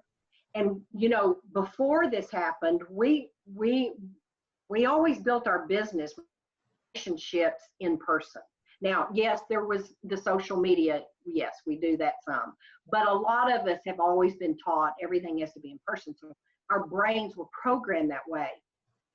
But can you imagine a company if we're not only doing the because we got the relationship thing down and knowing how to build people much more than any company out there, and then we add this and we're all going to be so good at it.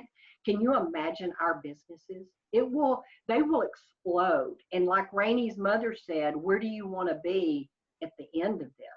Mm-hmm. And so I love that. And I just think we have such an opportunity. But it does take strategy. When you're setting goals, you have to get the strategy. And we have to write down, and I do everything in numbers. And so I know that if I work the numbers, it's going to work.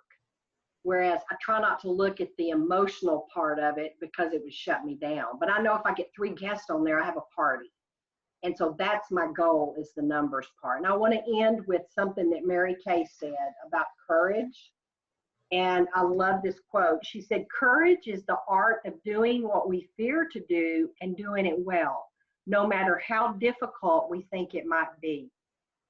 Courage is having the strength and the vision to make a commitment in life, then standing by that commitment simply because you know it's the right decision. When I had the dream to start this company, my children, including Richard, demonstrated the courage to help my dream come true. Courage is truth. Courage is confidence. No matter how dark a night might be, courage always finds the light and the promise of a distant star." And we're definitely, our world is in a dark place right now. But we as Mary Kay people can find the light, because we've been taught that. And we can be the light to other people, our friends, our family, and then we can find the promise of a distant star. And I just wanted to leave you with that. I love that, because we are in a very unusual place. Mm-hmm. But I'm going to take and pivot to be so good at technology and give you all hope that are not and feel like I do. So thank you so much. Yay. Thank you so much, Sylvia. Thank you so much. So we are going to keep going. We've got another speaker, and we're going to celebrate some more units in their top 5. And then we have one last prize. So we're getting there. But next, I want to introduce Senior Sales Director Robyn Cartmill. So let me get her pinned, and I'm going to tell you a little bit about her. So she became a consultant in 1982. She became a director in 1989. She has been a star consultant 116 times. She's driven 19 free Mary Kay cars. The last 13 were all pink Cadillacs. She's won 5 diamond bar pins and 10 diamond rings.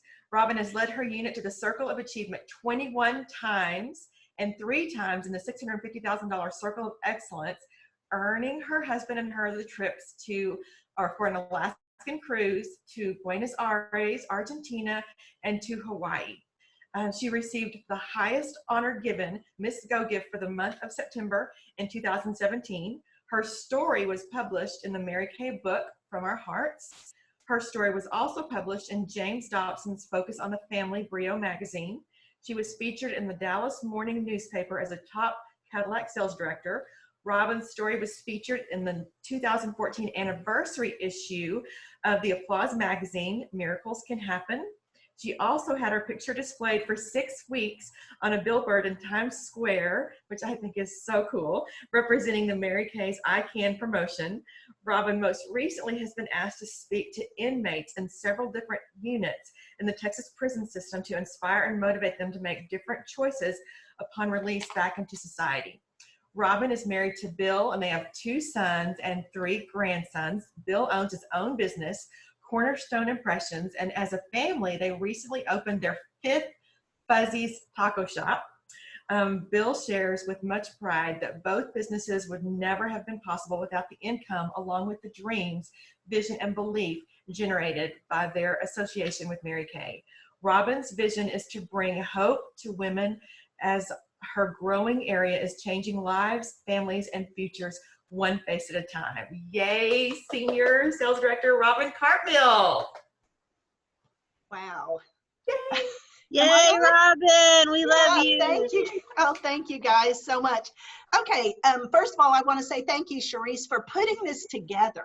Oh, this has been amazing. All the speakers, everything that's been going on, and I know that it's a lot of work. I know that it's a lot of effort, and so thank you so much. Well, Charisse has, oh, and let me also say thank you to all the directors. Y'all have been amazing. I am so, I so appreciate being in your space, and y'all just make me better. I love y'all. Anyway, Charisse had asked me to share my story, and so I have notes here because I don't want to start rambling, so I'm going to keep on my notes. But anyway, I just want to talk a little bit about my background and how I came to be a part of Mary Kay. But as a child, I grew up in a military family. My dad was in the Air Force, and we lived all over the world.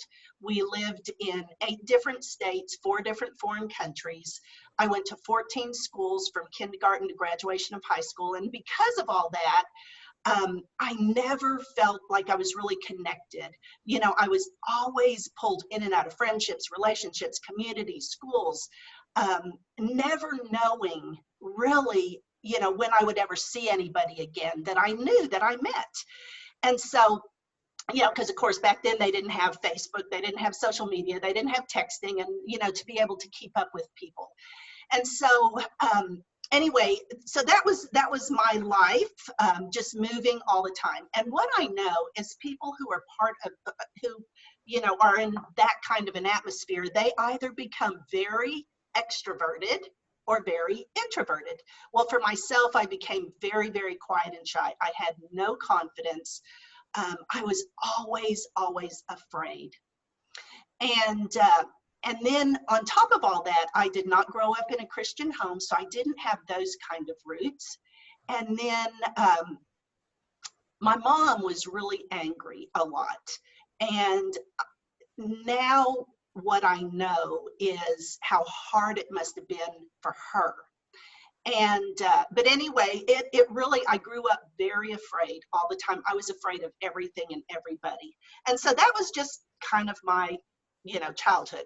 So when I was 13, we moved to Japan, and that's where I started looking outside the home for love, because when you don't have it in the home, you want to find it somewhere.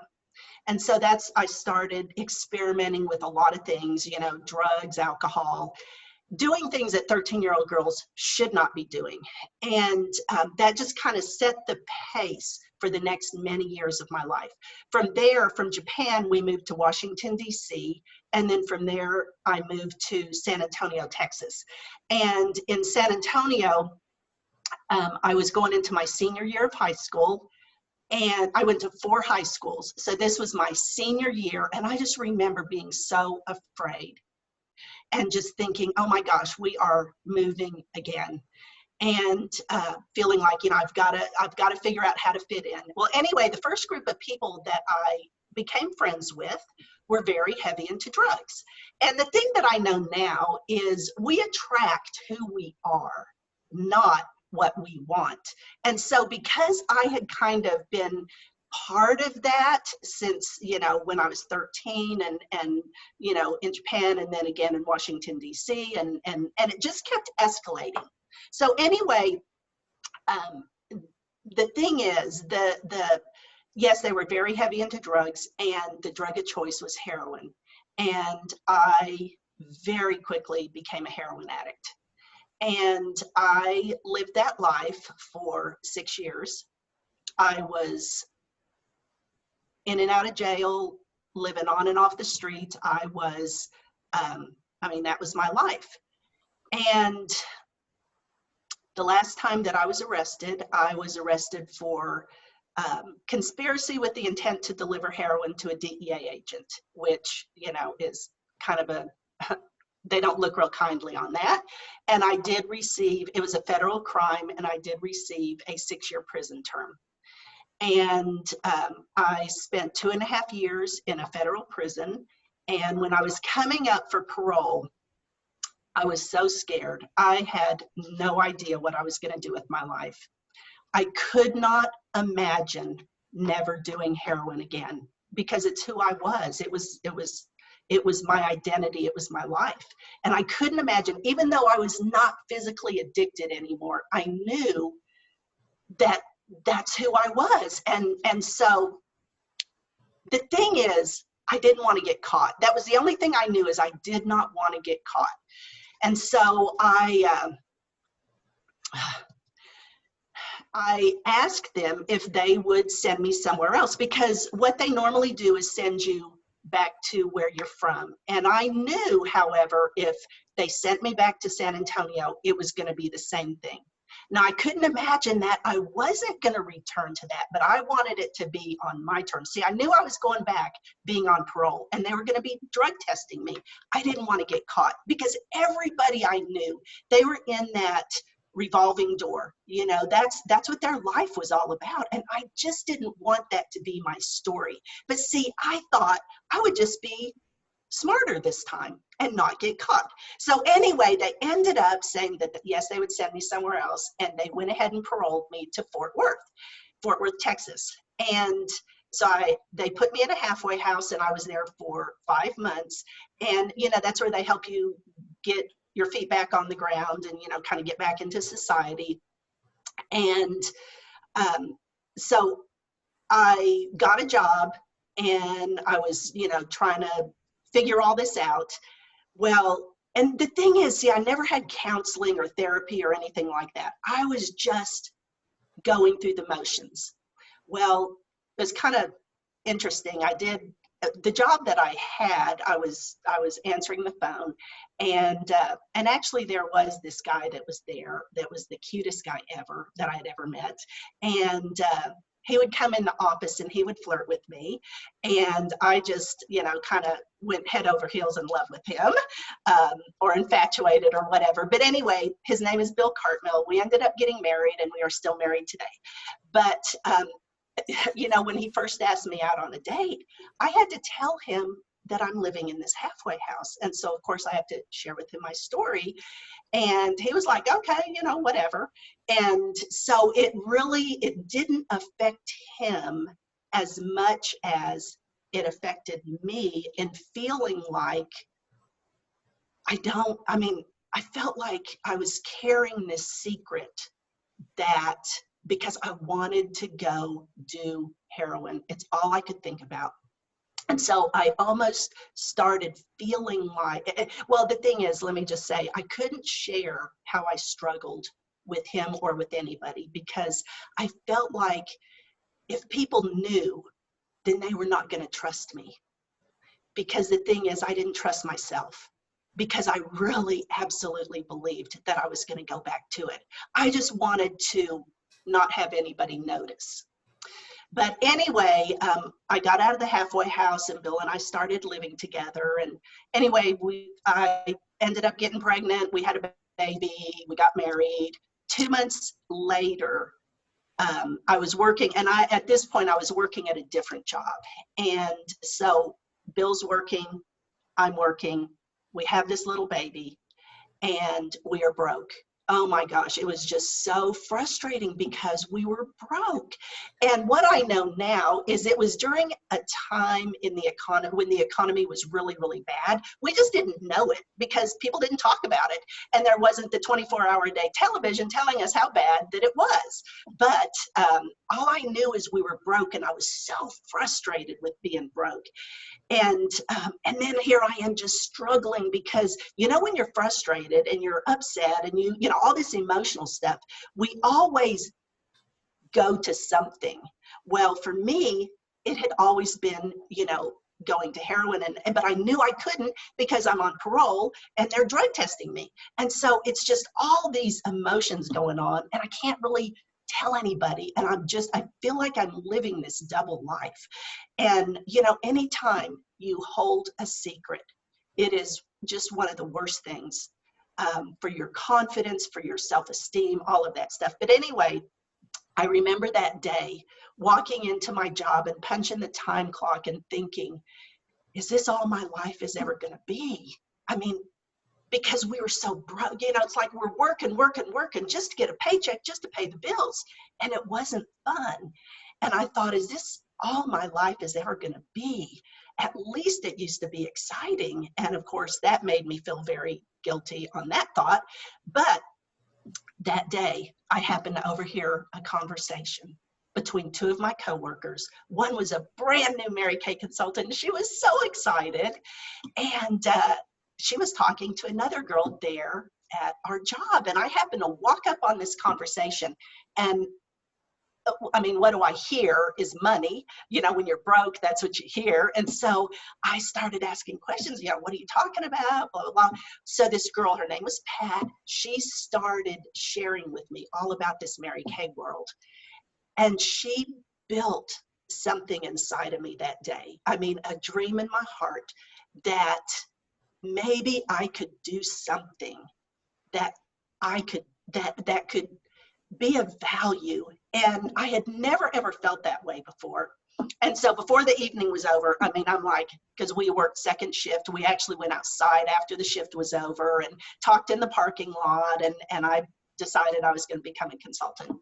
Had to write a check that was a hot check, you know, but hey, it took 3 days to get to the bank and all of that stuff. But anyway, I started my Mary Kay business. And for me, I was very consistent with showing up. I mean, I never missed anything, but I was so quiet and shy and introverted. But I would, I developed a great relationship with my director. And about 4 months into my journey, she had me come over to her house so we could talk about goals. And so we were mapping out some goals, and all of a sudden, this thought, it was like, oh my gosh, what if they find out who I really am? Because y'all, I wanted everything that this company had to offer. And, you know, back then when somebody would sign their agreement, we used to always say, when you're accepted by the company and you go to work, blah, blah, blah. And so all of a sudden I kept thinking, what if I was already a part of the business, but what if they find out who I am? Are they going to kick me out? And so I asked my director that. Why would somebody not be accepted? And she said, oh, you know, if they're real foul-mouthed, or they, you know, fraud or a scam, or, you know, whatever, or they're an ex-con. And the second she said that, I mean, I just burst into tears. And so she started, you know, asking what was, you know, the situation. And so I spilled my guts to her and I told her my story. And she said, no, they would never kick you out. And she asked me a question that day. She said, are you a Christian? And I remember looking at her and thinking, I had no idea what that meant. I'd never heard the question before. And I told her, I said, well, I mean, I guess, I mean, I live in America. I mean, I couldn't comprehend what it was that she was asking. So of course she knew by my answer that I was not a Christian. And so unbeknownst to me, she did start praying for me. And it was about a year and a half later, we were at a seminar and we were in Dallas in the hotel room. We were in our suite and we're all sitting around on the floor in our pajamas having a, you know, girls slumber party thing. And all of a sudden, it was like all these things started popping into my head. I don't know. I just believe God had been working on me for a year and a half. And I started asking questions. And I asked, you know, what does it mean to be saved? My bracelet keeps banging. I got to take it off. You know, what is it? I asked Teresa, you know, what does it mean? What is salvation? And anyway, she shared with me about Jesus. And that's when I became a Christian. And I'm so grateful. You know, my life, I knew my eternity. I mean, the minute I became a Christian, I knew I was different. I knew my eternity was different. But I have to say, my life on earth was not better at that point. I knew I was so grateful for my salvation. But you know what? I still wanted to go do heroin. I mean, see, it's not this, you know, becoming a Christian is not this magic wand that everything's going to be okay, that, you know, everything all of a sudden is this, you know, it's this magic wand that it's all great.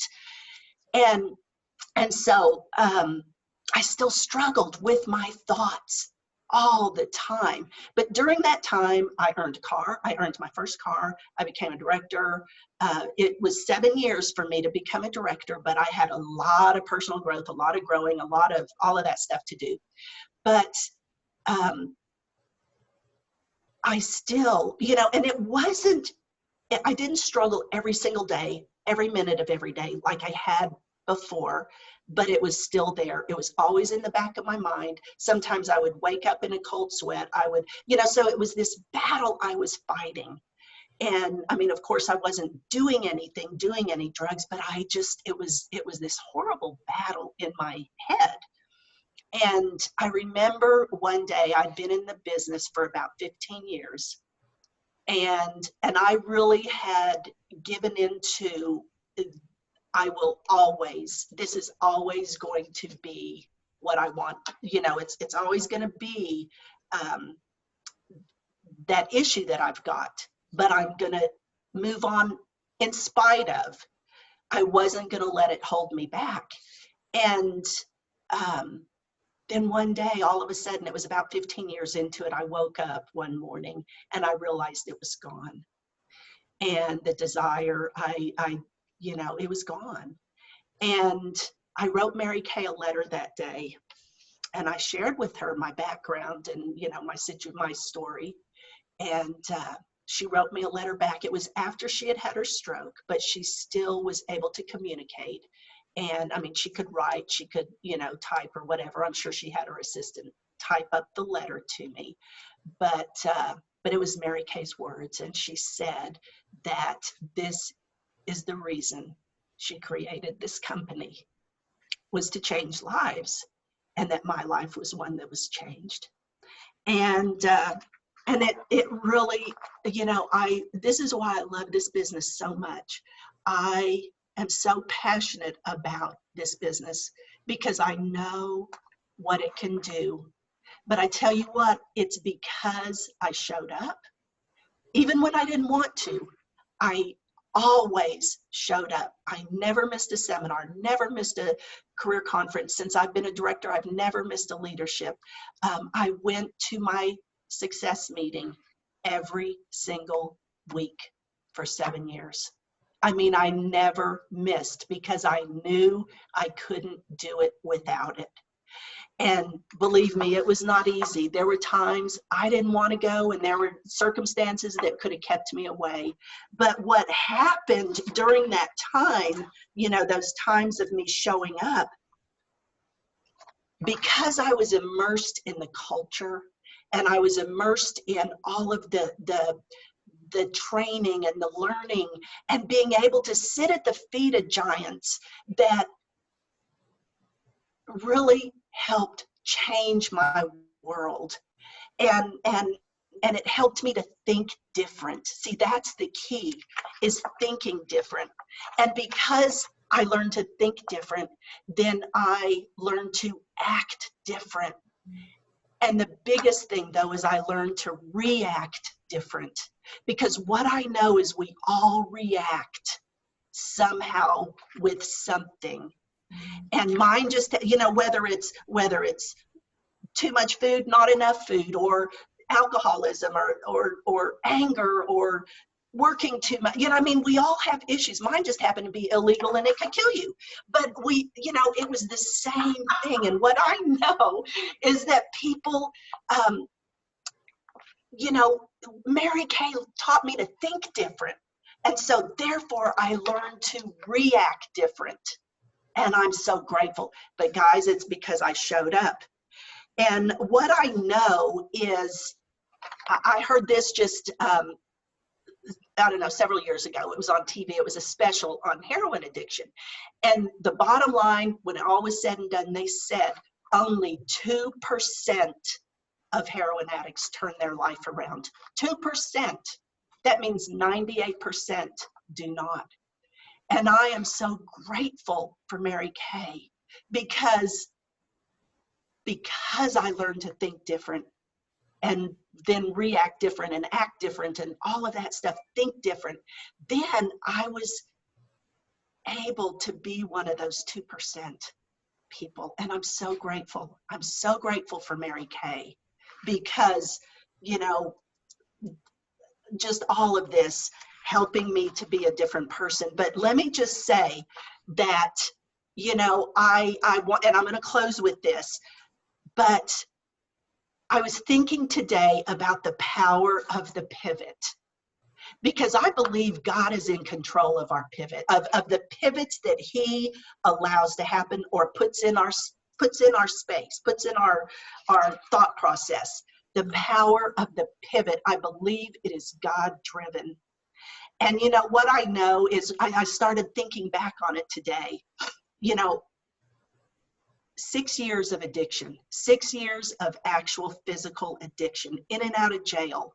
And every time I would go to jail during that 6 years before I got my big sentence, but every time because I'd go to jail for different things, you know, but I always would think, oh God, if you just get me out of here, I'll never do this again. Now, I wasn't a Christian, but I knew there was a God. And so I would do that. I would pray, God, get me out of here and I will never do this again. I mean, I promise I will, you know, straighten up, blah, blah, blah. And then I'd get out and then I'd go back to it. It was just, you know, because that's how that addiction is anyway. But what I know is because I couldn't pivot, I kept going back. He eventually picked me up out of that mess and put me in prison for 2.5 years. And then I was released for and had 3.5 years of parole. I was in Mary Kay on parole.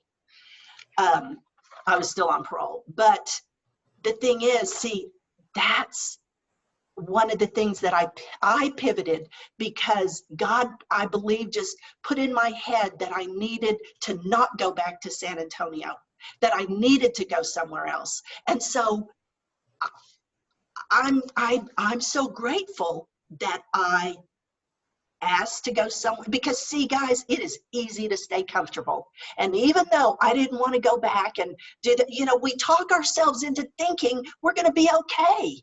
And I know had I gone back to San Antonio, I would have been just like everybody else I knew in that revolving door of the jail. And so I pivoted and chose to move somewhere else. And then when I was given that conversation, when I overheard that conversation and that girl was telling me about Mary Kay, guess what? I had two choices. I could have stayed there where I was comfortable, because I didn't know anything about Mary Kay. I'd never in my life worn makeup. I couldn't talk to anybody. I had all these secrets. I mean, it was horrible. But you know what? I pivoted and I said yes to this business. And I'm so grateful. Now, I believe God was in charge of those opportunities for me to pivot. That is the power of the pivot. But you know what? We have to be the ones to do something when we are given that pivot opportunity. And so and then, you know, I was looking back today on my journey about all the times that I believe I pivoted as a consultant and as a director. And because of those times that I did that, things got better because I was willing to pivot. And I probably am sure that there's times I didn't choose to pivot, and it probably wasn't good for me. But, you know, I can't even think of any of those thoughts right now.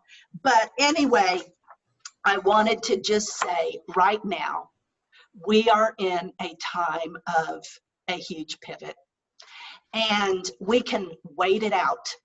We can be comfortable and just wait it out, hope it all ends soon. Let's, you know, we'll just sit in our house and, you know, do whatever and wait. Or we can embrace this, because I do believe God is in control of all of everything that's happening. And if we embrace it, and guys, I heard so many of y'all directors talking about that intimidation of the virtual, you know, believe me, that has been me, but I am doggone determined I'm going to get beyond it. And so Cleta, thank you for all of your, you know, your expertise on all of that stuff. I appreciate it. But, you know, I just believe if we take this and run with it and, you know, just work during this time and do the things that are maybe a little bit uncomfortable, but really harness the power of this pivot. Anyway, thank y'all. I love y'all. And thank you so much, Robyn. Wow. Thank you, Charisse. That's super powerful. Thank you. So we are almost done. We've got a couple more things. I want to bring the directors back on so I can give everybody who wants to an opportunity. Akila, are you on? Akila Goolsby? Hey, Charisse, I'm here. Hey, there you are. So, okay, girl, count them down. Let's celebrate your top 5 in sales and recruiting. All right, let's go. So, Court of Sales, I'm going to count down from 5. Number 5, we have Chelsea Dennis. Number 4, Teresa Gant. Number 3, Cordell Harding. Awesome. Number 2, Beatrice Tawyna. And number 1, Stephanie Swafford. Yay, that's awesome. All right, moving on, Court of Sharing. My number 5 is Taniki Jordan.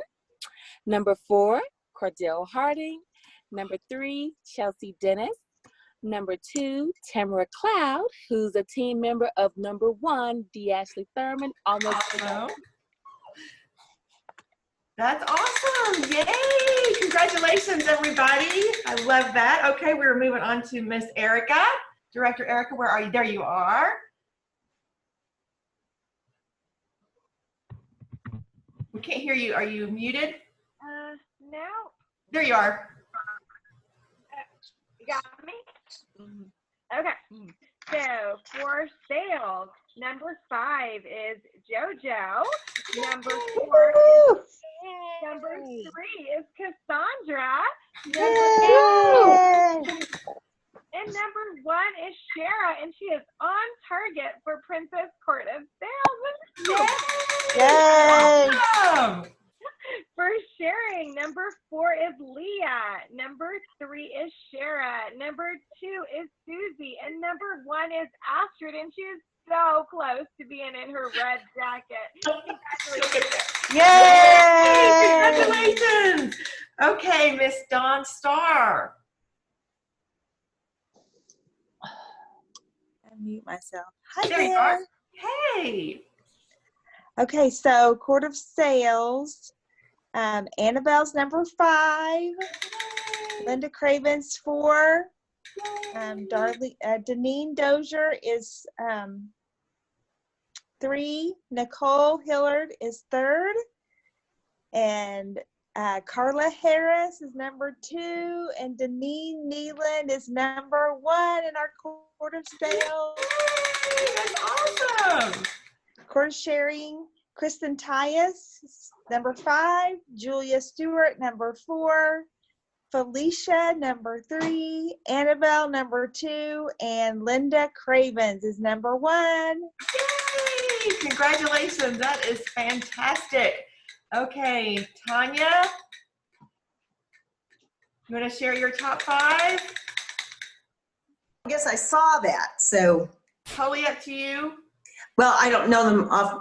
Okay. I do know that number 1 is Don Southwick.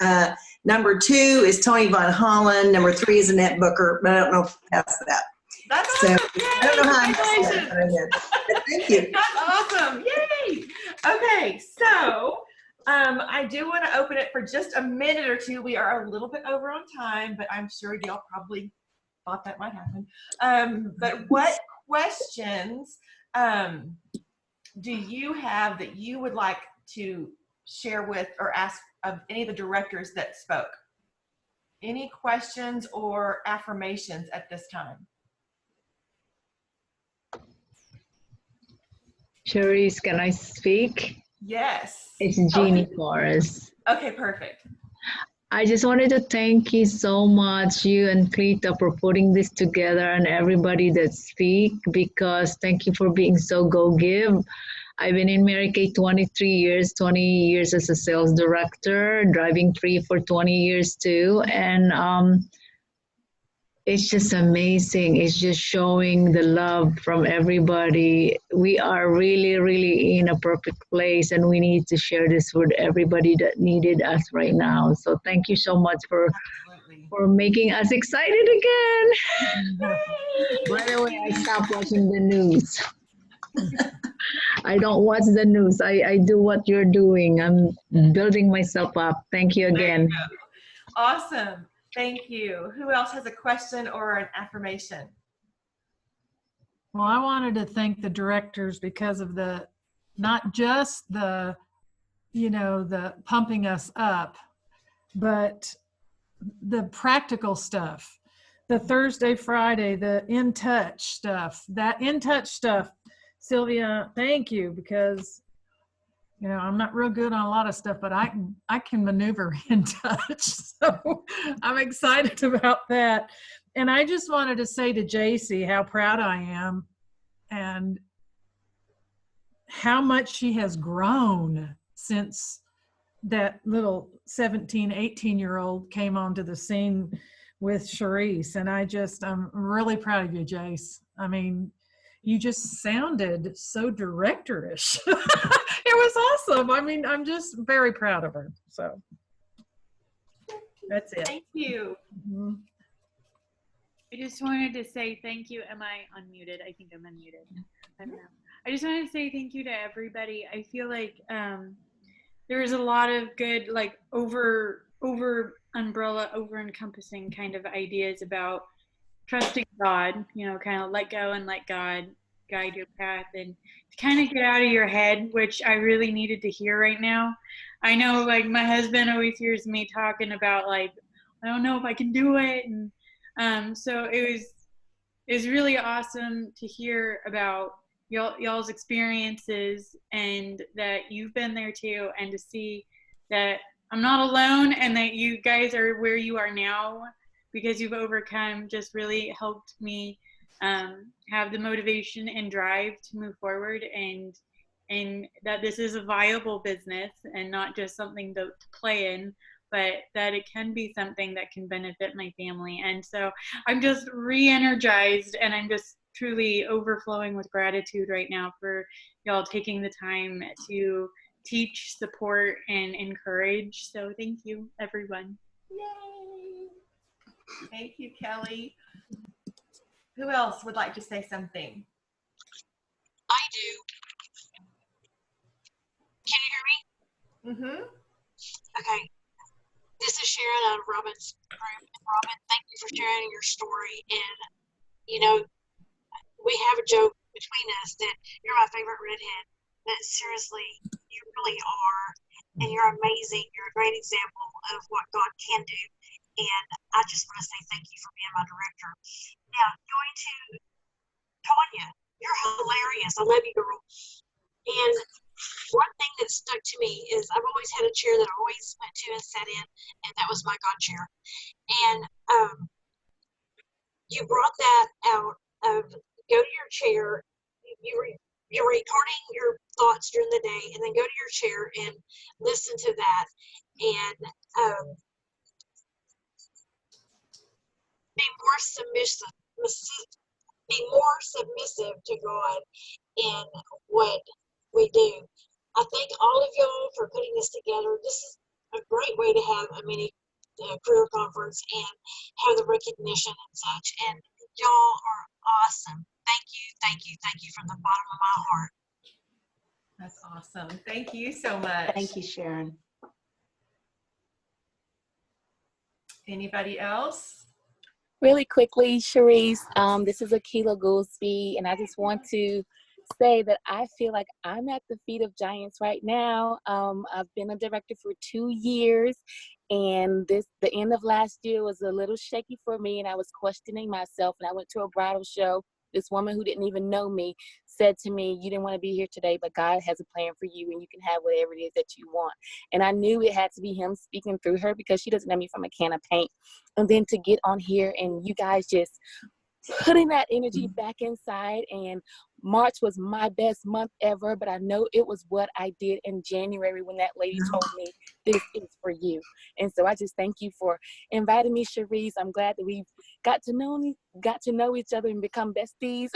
And so thank you. And Cleta, you're just amazing. I love when you get on the Voxers and people give me Voxers that I'm not in groups of, but you just always pour into people, and I love your YouTube channel. So keep blessing us. Thank you. Thank you, girl. Yes. Awesome. I love it. I love it. Anybody else? Well, I just want to give a shout out to Sylvia, because I don't know how I've missed knowing you. Obviously, you've been on these trips, so just to hear your story, and you did 102,000 wholesale in 1 month. You know, I don't care. I don't think it matters where you are on the totem pole, so to speak. There's always something bigger and better that we want to believe can happen. And you doing million, what was it, a gazoodle times? I don't remember. But I just want you to know you gave me some really great big thoughts today, and I appreciate it. Awesome. Anybody else? I want to say something. Hello. I just wanted to say thank you guys. You guys are all such women of passion. And Charisse, thank you for doing this. I wanted to be at career conference so badly. And you made it happen. Like, you made it happen. So thank you. Thank you for your hearts. Thank you for your leaderships. And thank you for just being women of purpose. Like, y'all are that. You're amazing leaders. And we're blessed to have you guys in our lives. Thank you, Valerie. You and Rayne are awesome together. So I didn't even know you were Rayne's spinoff till a few months ago, but what a team. Thank you both. A secret. I'm her scary secret. I would like a secret like you. Don't make me cry. My lashes will fall off again. But, anybody else before we do our last drawing?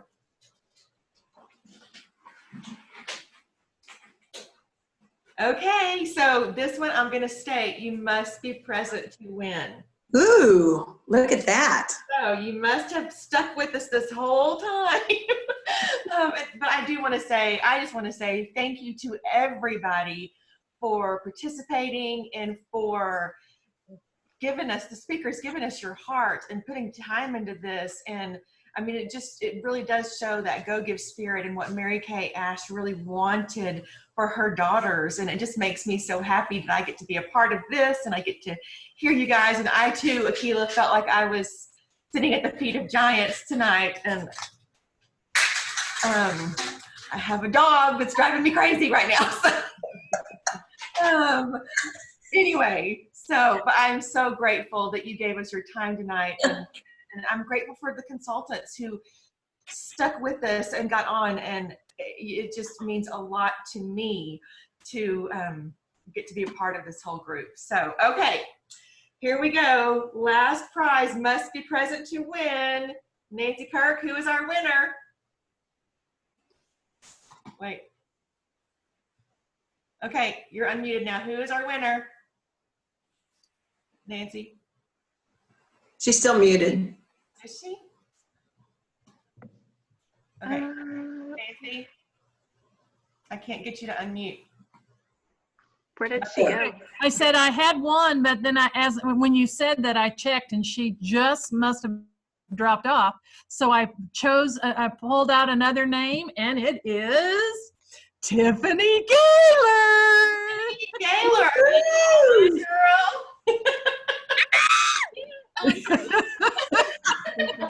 You're the bad lady of our unit. Yay. Hilarious. So yay, congratulations, Tiffany. And I don't have to mail it. Awesome. Whatever. But anyway, okay guys, this has been recorded and Cleta is going to put it on her YouTube. I will try to put it on my YouTube, but we will trust Cleta for that. For sure. But again, thank you all so very much. And if you have any questions that did not get answered, you can absolutely, of course, ask your director and she can get to us, or you can message me or whatever you need to do. So everybody have a wonderful night and thank you again. Thank you. Bye. Thank you. Bye. Thank you.